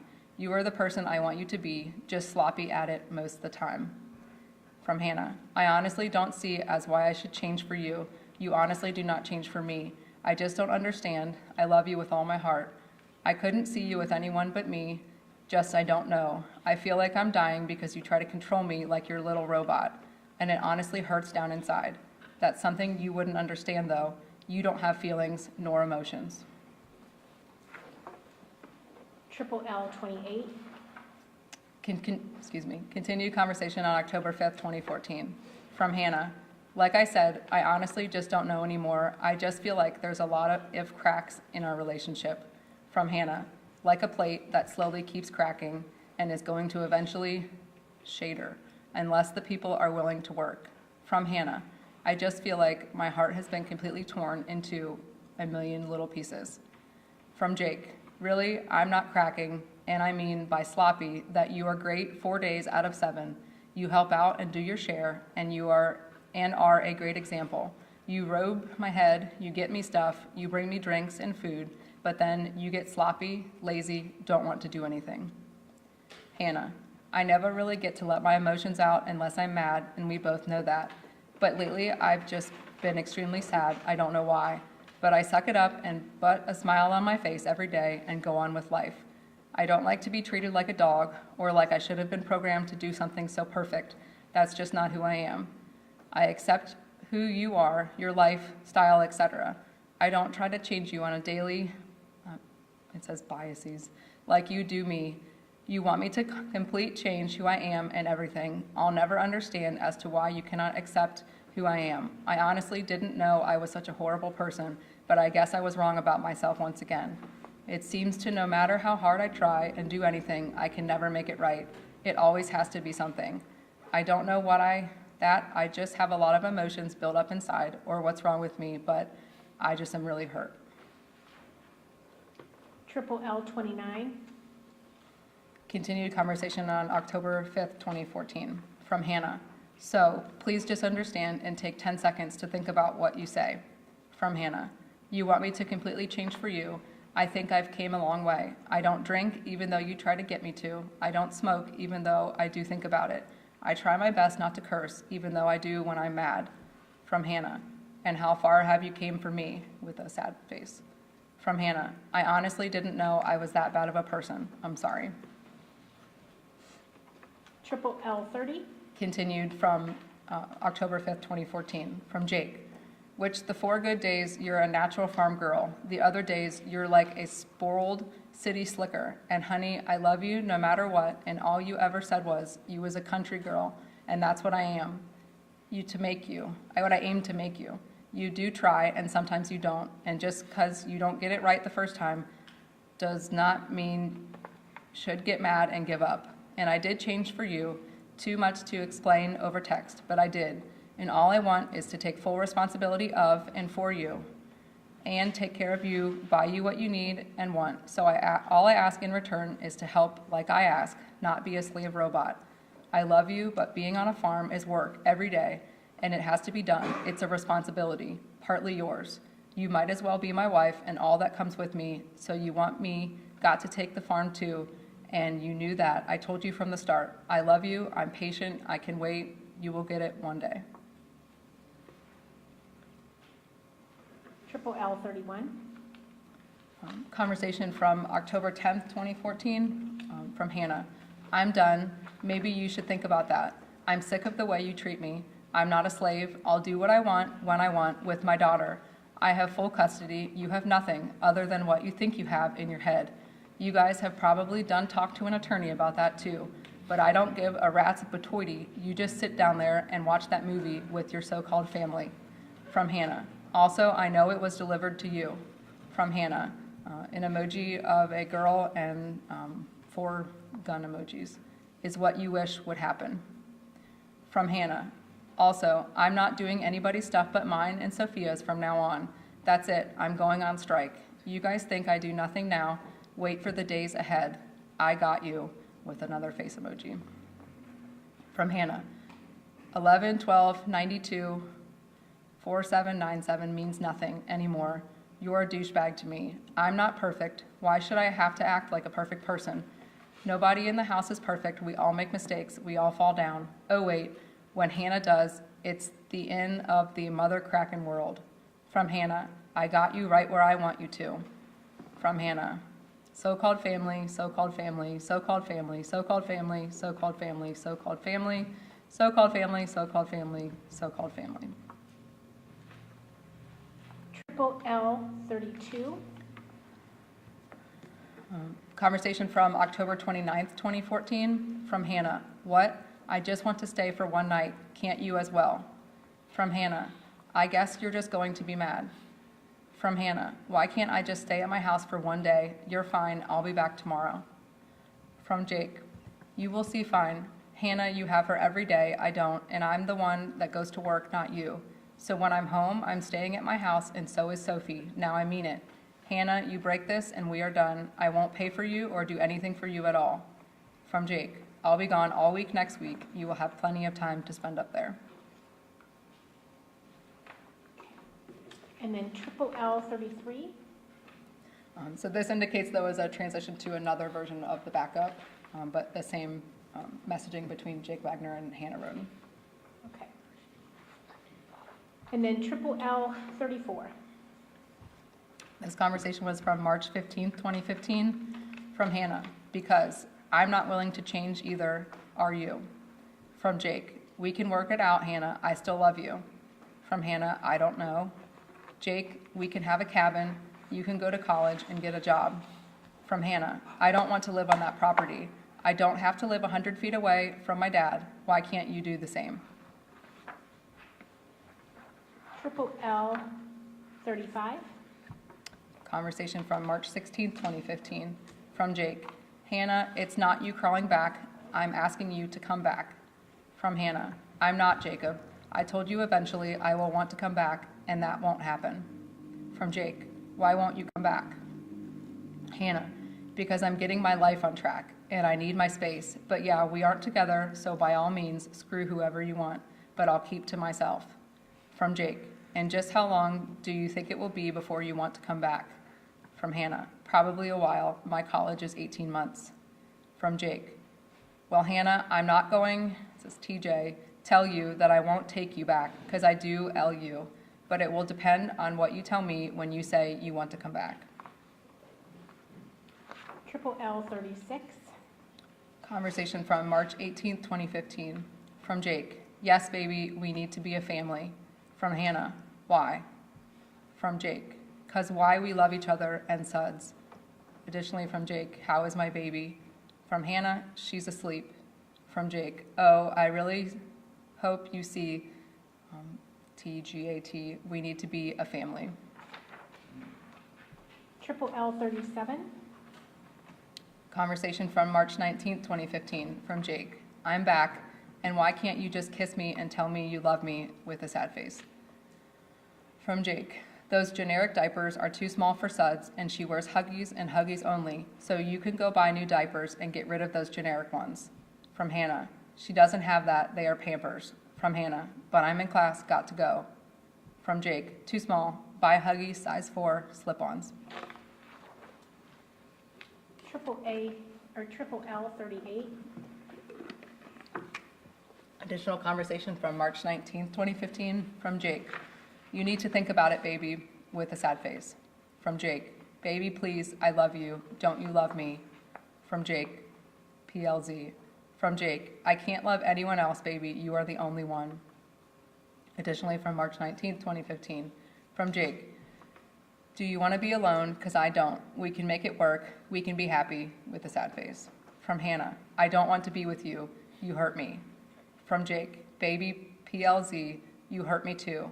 From Hannah, you hurt me. Triple L 39.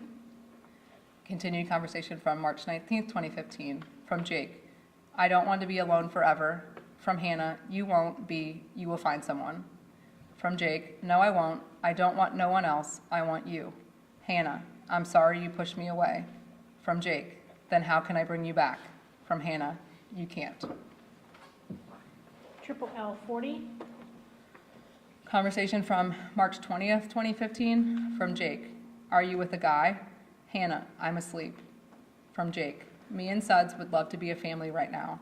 Hannah says, oh. Jake, you have till tomorrow night. The choice should not be hard. From Jake, if you don't come back by the deadline, I will probably cry a little because I know you are gone forever with a sad face. Triple L 41.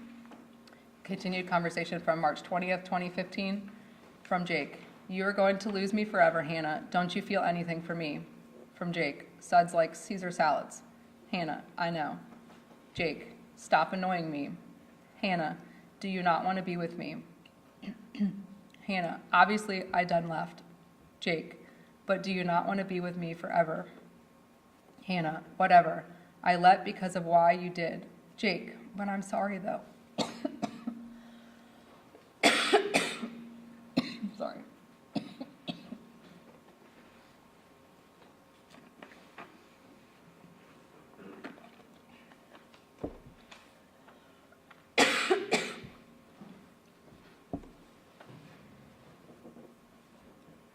Do you need a moment? Okay.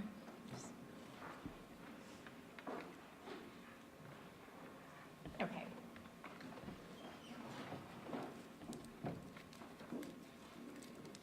I'm just gonna get a copter up. Yep.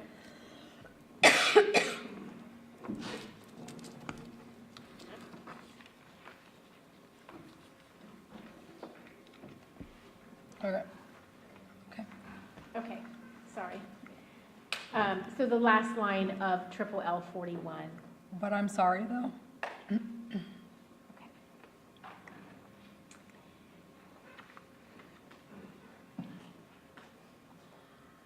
Triple L 42. Conversation from March 20th, 2015, from Jake. So PLZ before it's too late. From Hannah, no. From Jake, no what? From Jake, no, you won't come back. Or no, it's not forever. From Hannah, I'm not coming back right now. From Jake, 'cause you won't have me anymore. IDK, when you will regret it, but you will. From Hannah, well, you pushed me away. From Jake, and told you I was sorry, and we can make it work. Do you want to get more water? Sorry. This is terrible timing. If we need to take a break too, we can do that. I'm good. Okay. Okay? Triple L 43. Continued from March 20th, 2015, from Hannah, no. From Jake, and it's a real sorry, not a fake sorry. From Hannah, you've laid your hands on me before. Do you think I would believe you wouldn't again? You used to smack me in the face for cursing. From Jake, IDK, what to tell you? I don't smack you anymore, and yes, I will never do that again. From Hannah, but you did smack me, and you did lay your hands on me. It hurt, that's all. Thought I could trust you. You proved me wrong. From Jake, I thought I could trust you never to leave. From Hannah, obviously not.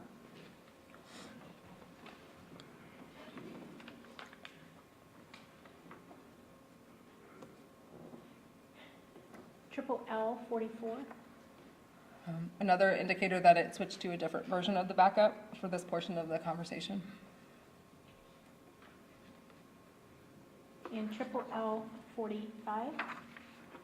Conversation from March 21st, 2015, from Jake. Hannah, you only have 4 hours.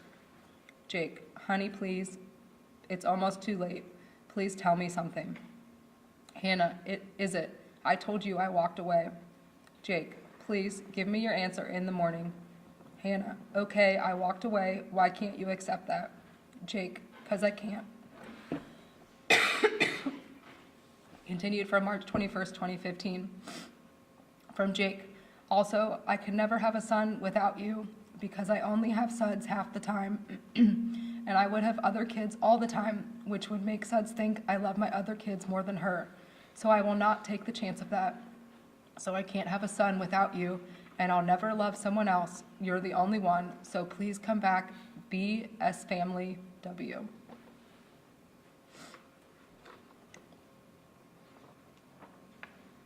Triple L 46.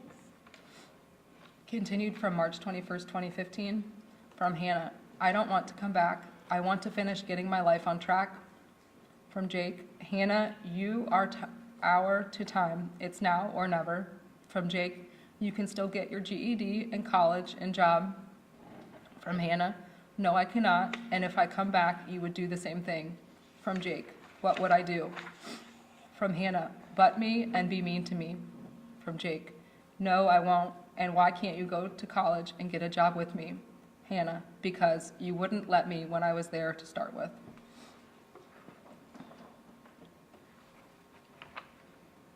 Triple L 47. Continued on March 21st, 2015, from Jake. Hannah, I don't want to be along, so please. From Jake, don't ignore me.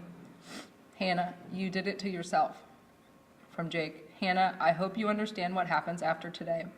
From Hannah, I understand what happens. The next message, I understand. Continued from March 21st, 2015, from Jake. If you tell me no, Hannah, one day you will ask me and I will have to tell you no. I don't want that. And don't ask me why. I've sent you all the texts telling you why. Triple L 48. Continued on March 21st, 2015, from Hannah. I walked away. Jake, it's just as easy to walk back. From Hannah, or stay where I am. From Jake, or walk back. From Hannah, or stay where I am, you pushed me there.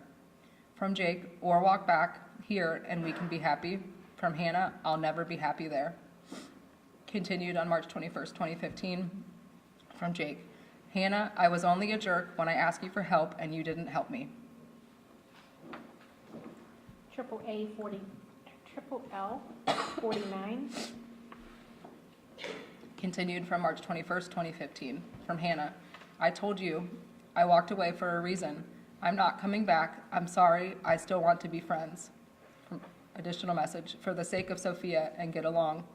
Continued on March 21st, from Jake. If we are going to work it out. Hannah, I told you not right. No, it won't work. From Jake, then it's never. And no, I won't be your friend. From Hannah, why? An additional message, are you still watching Sophia this Saturday? From Jake, because if you don't want 100%, you ain't getting 25%.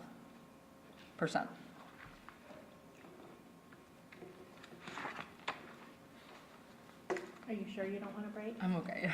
Okay. Triple L 50. Messaging from March 26, 2015, from Jake. If you love or miss me at all, you would want to get back together. From Hannah. Jacob, I don't want a relationship right now. Next message, no. From Jake, why not? Hannah, because you destroyed me. Z. From Jake, how? Hannah, you diff. Next message, you didn't hurt me, you destroyed me. From Jake, I said I was sorry. From Hannah, and you would do it again. Triple L 51. Another indication that we're switching back to the version of the backup listed below. Triple L 52. Conversation from March 30th, 2015, from Hannah. I done told you I wasn't coming back at this point. From Jake, what point will you? From Hannah, I'm scared that the past will repeat. It's SWLF. From Jake, it won't as long as I live. From Hannah, I'm sorry. Jake, besides, I got you a frying pan. From Hannah, so. From Jake, can't shoot through cast iron. Hannah, ha.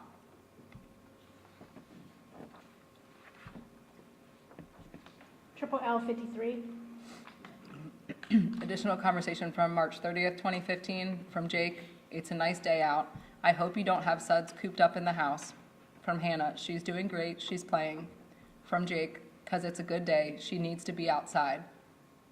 From Hannah, she can. From Jake, you said you would get her farm animals and teach her responsibility. Next message, you need to keep your word. Next message, stop egg-boring me. From Hannah, I'm not. Finally, from Jake, they text me, and don't pawn suds off. You work with her so she learns. Triple A 54. Continued on March 30th, 2015, from Hannah. Says IJNO. From Jake, then do it. I put Suds first. I teach her everything I look for, everything that could be dangerous and prevent her from any harm physically, sexually, and mentally. My life is devoted to be the best father I can be. I expect the same out of you. From Jake, a bunch of question marks. From Hannah, okay. From Jake, so are you going to make sure Suds is safe? Next message. And also, when are you getting her animals to take care of? Next message. She needs a chicken, duck, cow, and a potbelly pig. Hannah, LOL. Jake, I'm serious, unless you want her to come here every day to do chores. Triple L 55. Continued from March 30th, 2015. Hannah, you gonna buy them? Jake, because if you ain't coming back, I don't want Suds to be a city slicker, so you need to rise her in the same environment as she is here. Hannah, oh. From Jake, stop saying oh and talk. Hannah, she has a English bulldog. From Jake, that's not a farm animal. From Hannah, what? Triple A 56. Continued on March 30th, 2015 from Jake. I only want you or your mom to watch Suds, and I don't want Suds around Aunt Jo or Aunt April too much. Next message, or Frankie's friends. From Hannah, they are my fam. From Jake, Joe is crazy. From Hannah, bye. From Jake, why do you really want Suds to do all what you did? Next message, well, I'm protecting Suds, Hannah. Why don't you do the same? From Jake, no, I don't, but you're practically calling my family trash. Hannah, text me, Hannah, from Jake, text me, Hannah. Additional message, you know the kind of woman I want Sophie to become, and that will only happen if we rise her the right way, Hannah, and put 110% into it, Hannah. Triple L 57. Continued from March 30th, 2015, from Jake, you know all I have is Sophie, my only baby. I can't have no more, no son or nothing. I have to rise Suds my way or you will ruin her. Second portion of the message, and no, I can't have more kids because Suds will think I love the others more than her, and I won't take that chance. From Hannah, no, you can have more children. From Jake, no, I can't. From Hannah, why? I want more kids when I get in my 30s. From Jake, well, I'm protecting Suds, Hannah, why don't you do the same? From Hannah, no, I don't, but you're practically calling my family trash. From Jake, I won't let you turn Suds into your mom. She will be a hardworking, independent, Lale, faithful, strong Christian country farm girl. Next message, and I can't have more unless they're with you. Triple A 58. Continued from March 30th, 2015. From Hannah, I don't want any kids right now or one night stand, so obviously nobody. Next message, I don't, JNOW. From Jake, you don't even love Suds enough to keep our family together till she's 18. From Hannah, Jacob, it's not about that. I don't want to be with someone whom I'm scared of that you will lay your damn hands on me again. From Jake, stop cussing, and no, I won't. Your mom probably told you that. Next message, your mom don't want us together. Next message, I bet she don't even want me to have Suds. Triple L 59. Conversation from March 31st, 2015, from Hannah. Do not call me, I just got her to sleep. From Jake, sorry, I need to talk to you about Easter. From Hannah, oh. From Jake, yeah. From Jake, and we going to Granny B's around 4, so me and Suds will wake up at 8 and you can come pick us up. From Jake, cons to Easter. From Hannah, okay. Next message, no, not us, we aren't together. Final message from Jake, holidays, Hannah, I'm spending the whole day with her. Triple L 60. Continued on March 31st, 2015, from Jake, I won't be awkward to you. From Hannah, we are not together. From Jake, I know, but we are both Suds' parents. From Hannah, I know. From Jake, so we are both going to be with her on the holidays. Triple L 61. Conversation additionally from March 31st, 2015, from Jake, Hannah, stop ignoring me. This is about Sophia. You're going to be an adult about this. From Hannah, I'm talking to my dad. From Jake, she ain't going to daycare, Hannah. From Hannah, you're not my boss. From Jake, Hannah, I'm not your boss, but Suds ain't going to daycare. Next message, Hannah, answer the phone and talk to me. From Hannah, you're not the choice maker, I am. Point, period, blank. From Jake, why are you ignoring me, Hannah? Next message, and why would you even think about daycare? Triple L 62. Conversation from April 4th, 2015, from Jake. If you move on, Hannah, you done did. Next message, 2 question marks. From Hannah, no, I haven't. I'm perfectly fine being myself. From Jake, you moved on from me. From Hannah, okay, well, I didn't move onto a new relationship. I just need to clear my head. From Jake, what does that mean? From Hannah, I need to figure out what I want. From Jake, you know if you decide you do want me, I'm just telling you, I'm never leaving my farm. Triple L 63. Conversation from April 17th, 2015, from Jake. Why not, Hannah? From Hannah, IDK. From Hannah, well, I'm not signing any papers, period.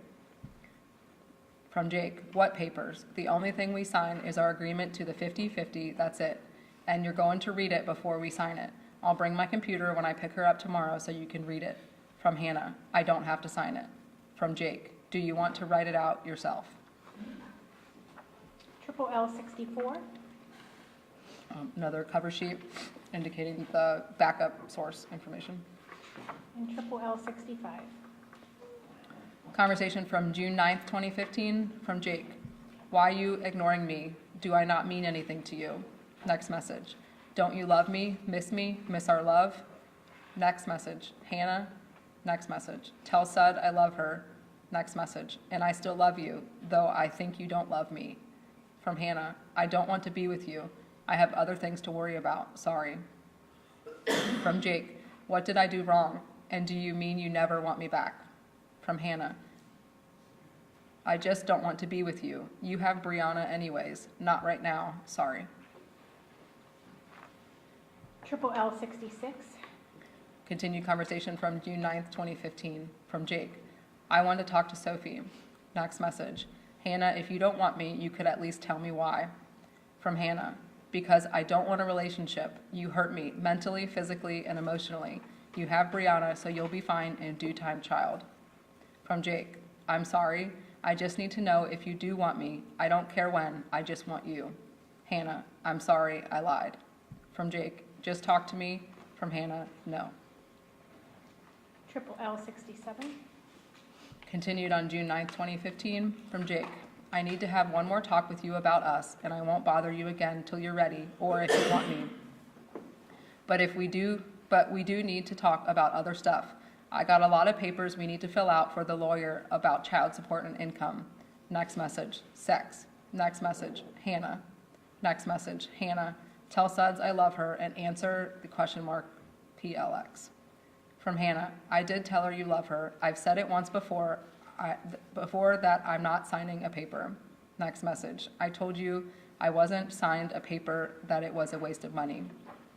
From Jake, Hannah, we talked about this the last time you was here. I know you still love me, and I know for sure you love Vine.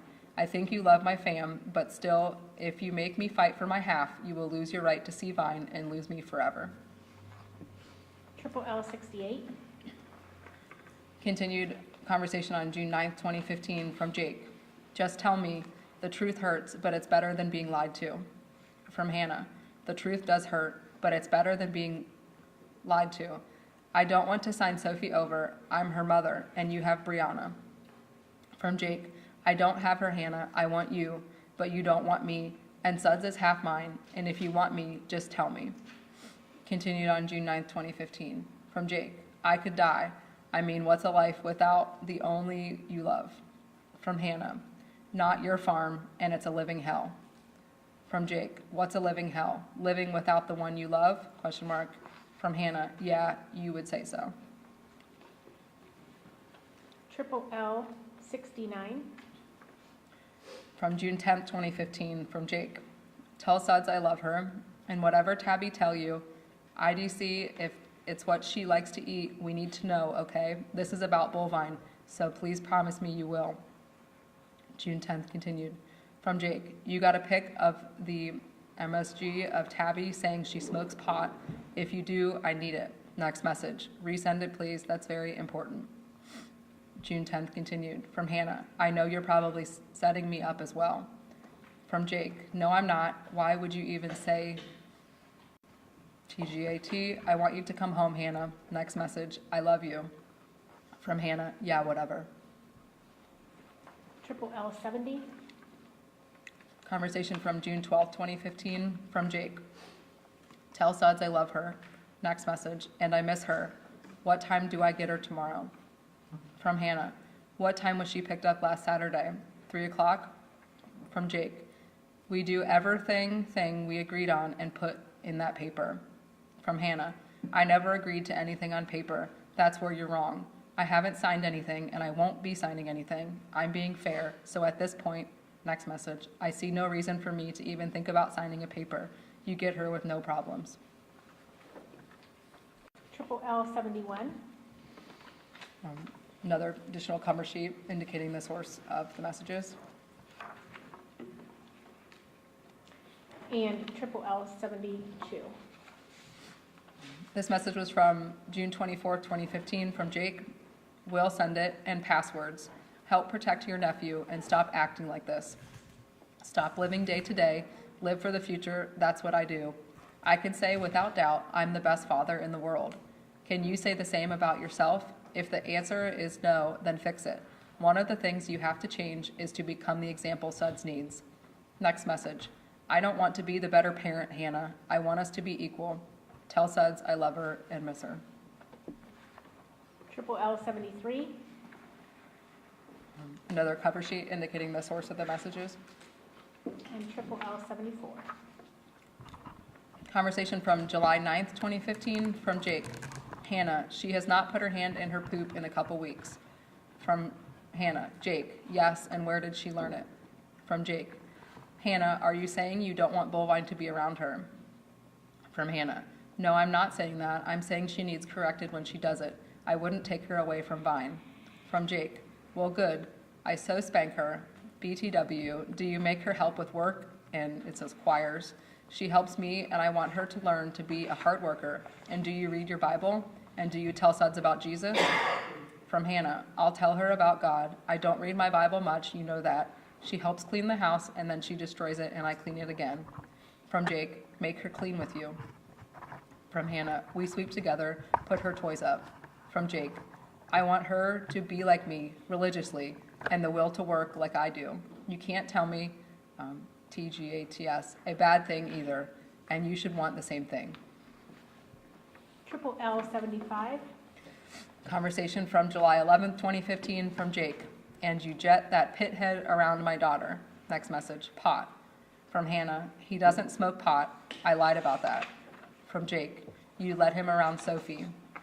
From Hannah, he doesn't come to my house. From Jake, that was not my, with the question mark. From Hannah, he doesn't come here. That's my answer. From Jake, do you let her around him? From Hannah, I'm going to bed, Jacob. Triple L 76. Continued on July 11th, 2015, from Hannah. I don't have time for your drama. I want a happy life with someone who doesn't abuse me. From Jake, if you do, that's fine, but I'm having a talk with him about Suds. From Hannah, I just want to be happy, okay? From Jake, if I can't make you happy, I'm sorry. We will just make it all work for Suds, but he is not her father, I am. From Hannah, I know he isn't her father, okay? Why does it matter who I am with? From Jake, it don't, but I still expect you to be part of Vine's life, and for me and you to get along, and you still have a year. From Hannah, I know you will find someone. From Hannah, I do want to be a part of Vine's life. Final message, if you haven't been lying, and stop stalking my page before I block all of you. Triple L 77. Continued on July 11, 2015, from Jake. No, I'm not lying. I haven't lied, but you are still part of my life. From Hannah. So I don't go on your page. Your personal life is none of my business. Next message. The only thing that is my business is Sophia, our daughter. From Jake, okay, that's fine, but you still need to be an example for Suds. You're a mother. From Hannah, I know, as I am trying to be the best mother better than ever. From Jake, I want to be proud to call you her mother, Hannah. I am the best father, and you can't deny that. Please become the best mother for Suds. From Hannah, why couldn't you be proud? From Jake, I could be if you was a example, but you smoke, chew, cuss. Hannah, I chew, get it right, I don't cuss unless I'm mad. From Jake, you still act like a teenager when you don't have Suds. Triple L 78. Continued from July 11, 2015, from Hannah. Not anymore, I got stay at Chelsea's, but barely. From Jake, well, I hope you're not lying, but you still need to work on it. Hannah, I'm not lying. Jake, be a better Christian. Hannah, I need to start going to church. Jake, if you want me to like Charlie, take him to church. From Hannah, you have room to talk, you don't go to church. Jake, I'm trying to find one, but what I'm saying is, if you ain't coming back to me, then whoever you're with, we all need to get along. Next message, but you need to ask yourself before you do anything in life, what will God think of me if I do this? And that applies to everything we do. Triple L 79. Continued on July 11, 2015. Hannah, what? Jake, it's just a life lesson. Next message, it will make you a better Christian. Hannah, same goes for your girlfriend. Jake, I don't have a girlfriend. Next message, or are you talking about when I get one? Hannah, when you get one, because I know your mom will find you one. I ain't that stupid. From Jake, I done told mom I didn't want one till you are sure you don't want me. Hannah, oh, so she's done offered. Triple L 80.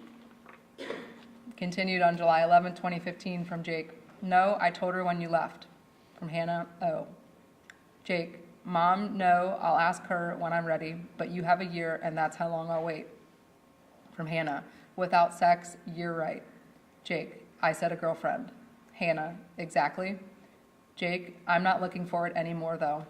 Hannah, oh, you was though. Look, live your life, you're young. Finally from Jake, I'm a father, Hannah. I don't have freedom. I work 1 week and rise Suds the other, then repeat. Triple L 81. Continued on July 11, 2015, from Jake. I don't want him around Suds when she's naked. From Hannah, she always has clothes on, I swear. From Jake, so you have had him around her. From Hannah, not really. From Jake, what happened to what we agreed upon? From Hannah, what? From Jake, that BF and GF are not to know Sophie. From Hannah, okay, I guess I won't bring her around him anymore, even though she's known him since she was little. From Jake, it don't matter till he is a pertinent figure in your life, he is not to be around her. That goes for you bringing him around, and Frankie. Triple L 82. Continued on July 11, 2015, from Hannah, okay. From Jake, I mean it, Hannah. Now can I trust you? From Hannah, yes. From Jake, well, you need to understand he is a guy, and he could rap Suds. BF or not, you watch him. From Hannah, I understand that, Jake. From Jake, and don't tell me you tryst him. We have a girl. We don't trust no one. Next message, you got raped, Hannah, because someone was not paying attention. I will not let Suds have the same thing happen to here. I will watch and, it says, gild her whole life. From Hannah, I will guard her with my life, Jake. Don't bring up my past. It makes me really sad. From Jake, you need to see your past to prevent it happening to her, and all watching over her more than you, because you will have a job.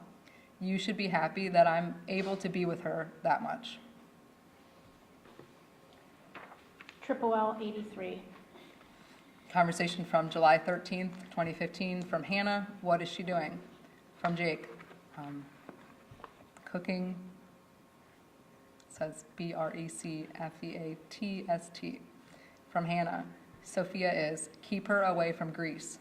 From Jake, wow, like I would let her get burned. From Hannah, I'm just saying keep her safe like you tell me. From Jake, yeah, but you don't have to worry when I have her, and you know that. From Hannah, I don't care, I don't want her hurt. Jake, I won't let her get hurt. Okay. And again, all of those messages that you just relayed to us were extracted from the Montana laptop and the backup from Jake's phones. Yes. Okay. I have no other questions of this witness at this time. Defense may cross-examine. Thank you, Judge.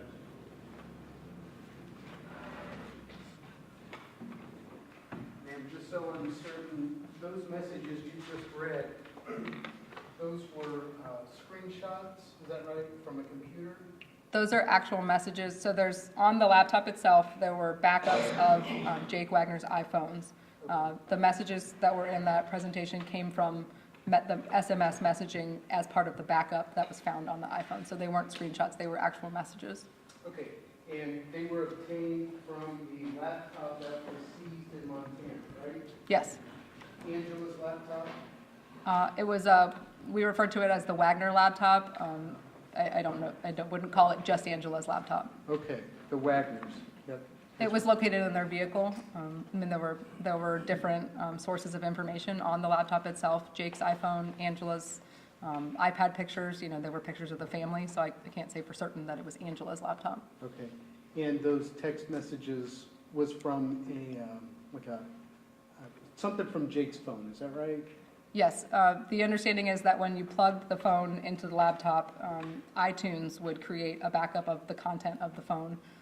And so there were portions of what was on the phone that was available to be extracted by us. Okay, thanks. Now, you reviewed the photos and I guess audio files and whatnot that was on that laptop, is that right? Yes.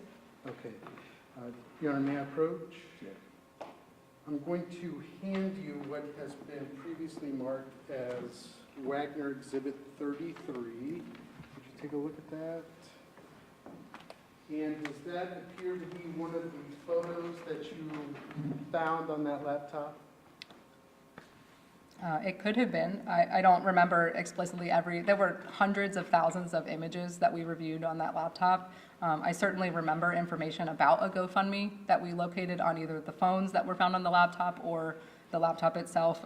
But this specific photo, I don't know for sure that I put my eyes on it. Yeah, but you recall seeing a GoFundMe or GoFundMe information on the computer, is that right? Yes, I don't remember specifically, you know, if it came from the phone portion of the laptop or the other images. There was certainly familiarity with information that came from a GoFundMe. Okay, could you tell me what's on that information or that document I just provided you? The portion of the top part says, "Hi Jake, enter your goal," and it says $20,000 US dollars. My campaign title, Sophia Wagner Custody Attorney Fee, with the zip code for Peoples, Ohio. Okay, all right. And I'm going to hand you what has been previously marked as Wagner Exhibit 34. If you would, just take a moment, review that photo.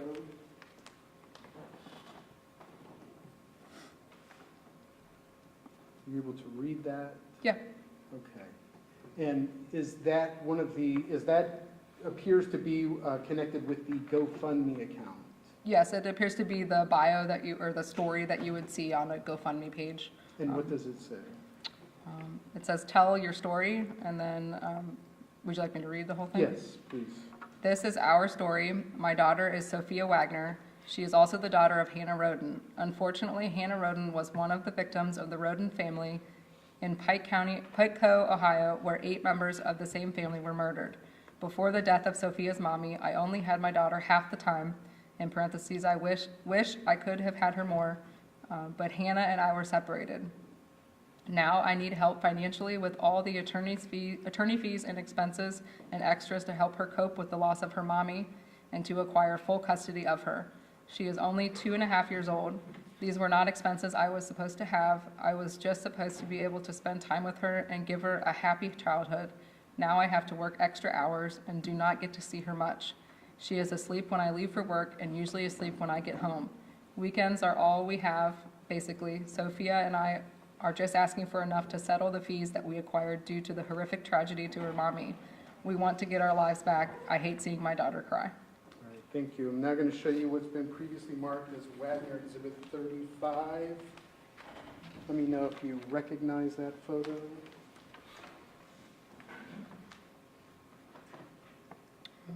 I don't remember this photo specifically. It's a photo that appears to have come from Jake Wagner's Facebook, a post that he shared from another page that says, "I want this." Okay. I don't specifically remember seeing that picture, but. Okay. I'm going to show you what has been previously marked as Wagner Exhibit 36. Could you tell me if you recognize that? Yes, I do. Okay. And what is that? This was a screenshot that was located on the laptop. It was from Brickhouse Security. It was order confirmation number for the bug detector that was purchased. Okay, and could you just tell me what that order confirmation number is? 77889-230. Okay, and I believe there's an email there from the buyer. It says set up account, and then it says your email address, w4rrp@hotmail.com. And do you recognize that as an email that Angela Wagner used? I do.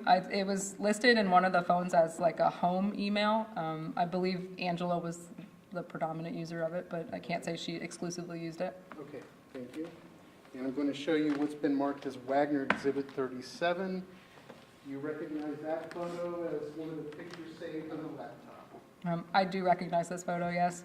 Okay, and who is that picture of? Billy Wagner. All right. Thank you. One moment. We have another question. Thank you. No further questions. The state wish to redirect. Let me step down.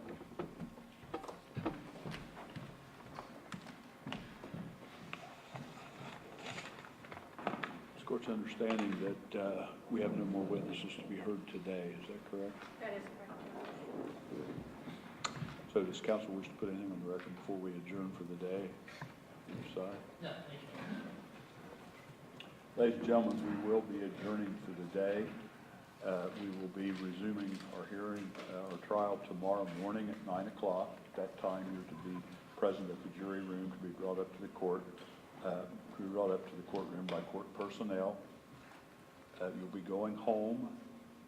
You're not to discuss this case among yourselves or with anyone else. You're not to permit this case to be discussed with you or in your presence by anyone. You're not to form or express an opinion concerning the case until it's finally submitted to you for deliberation and verdict. You are to do no research at all concerning this case, either as to the facts or as to the law from any source at all. You're not to read, view, or listen to any reports or accounts of the case, and that would from any source at all, which would include, of course, but not be limited to newspapers, radio, television, or any internet sources such as Facebook or other social networking sites. Refrain from all of that. You're to have no contact with any participants in the case, including parties, counsel, and witnesses. Now you'll be leaving your notebooks on your desk or on your seats as previously done. You'll be wearing your badges home and wearing them back tomorrow morning.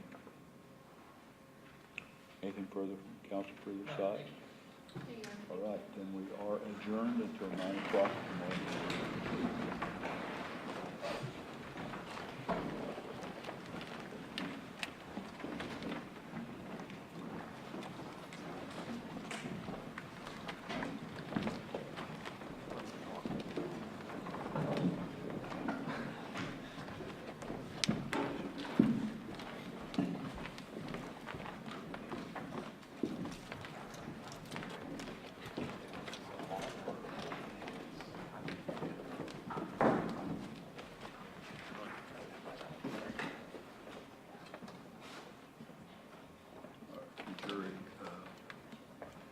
Now going, there was something, I think that Gail, one of the court personnel, mentioned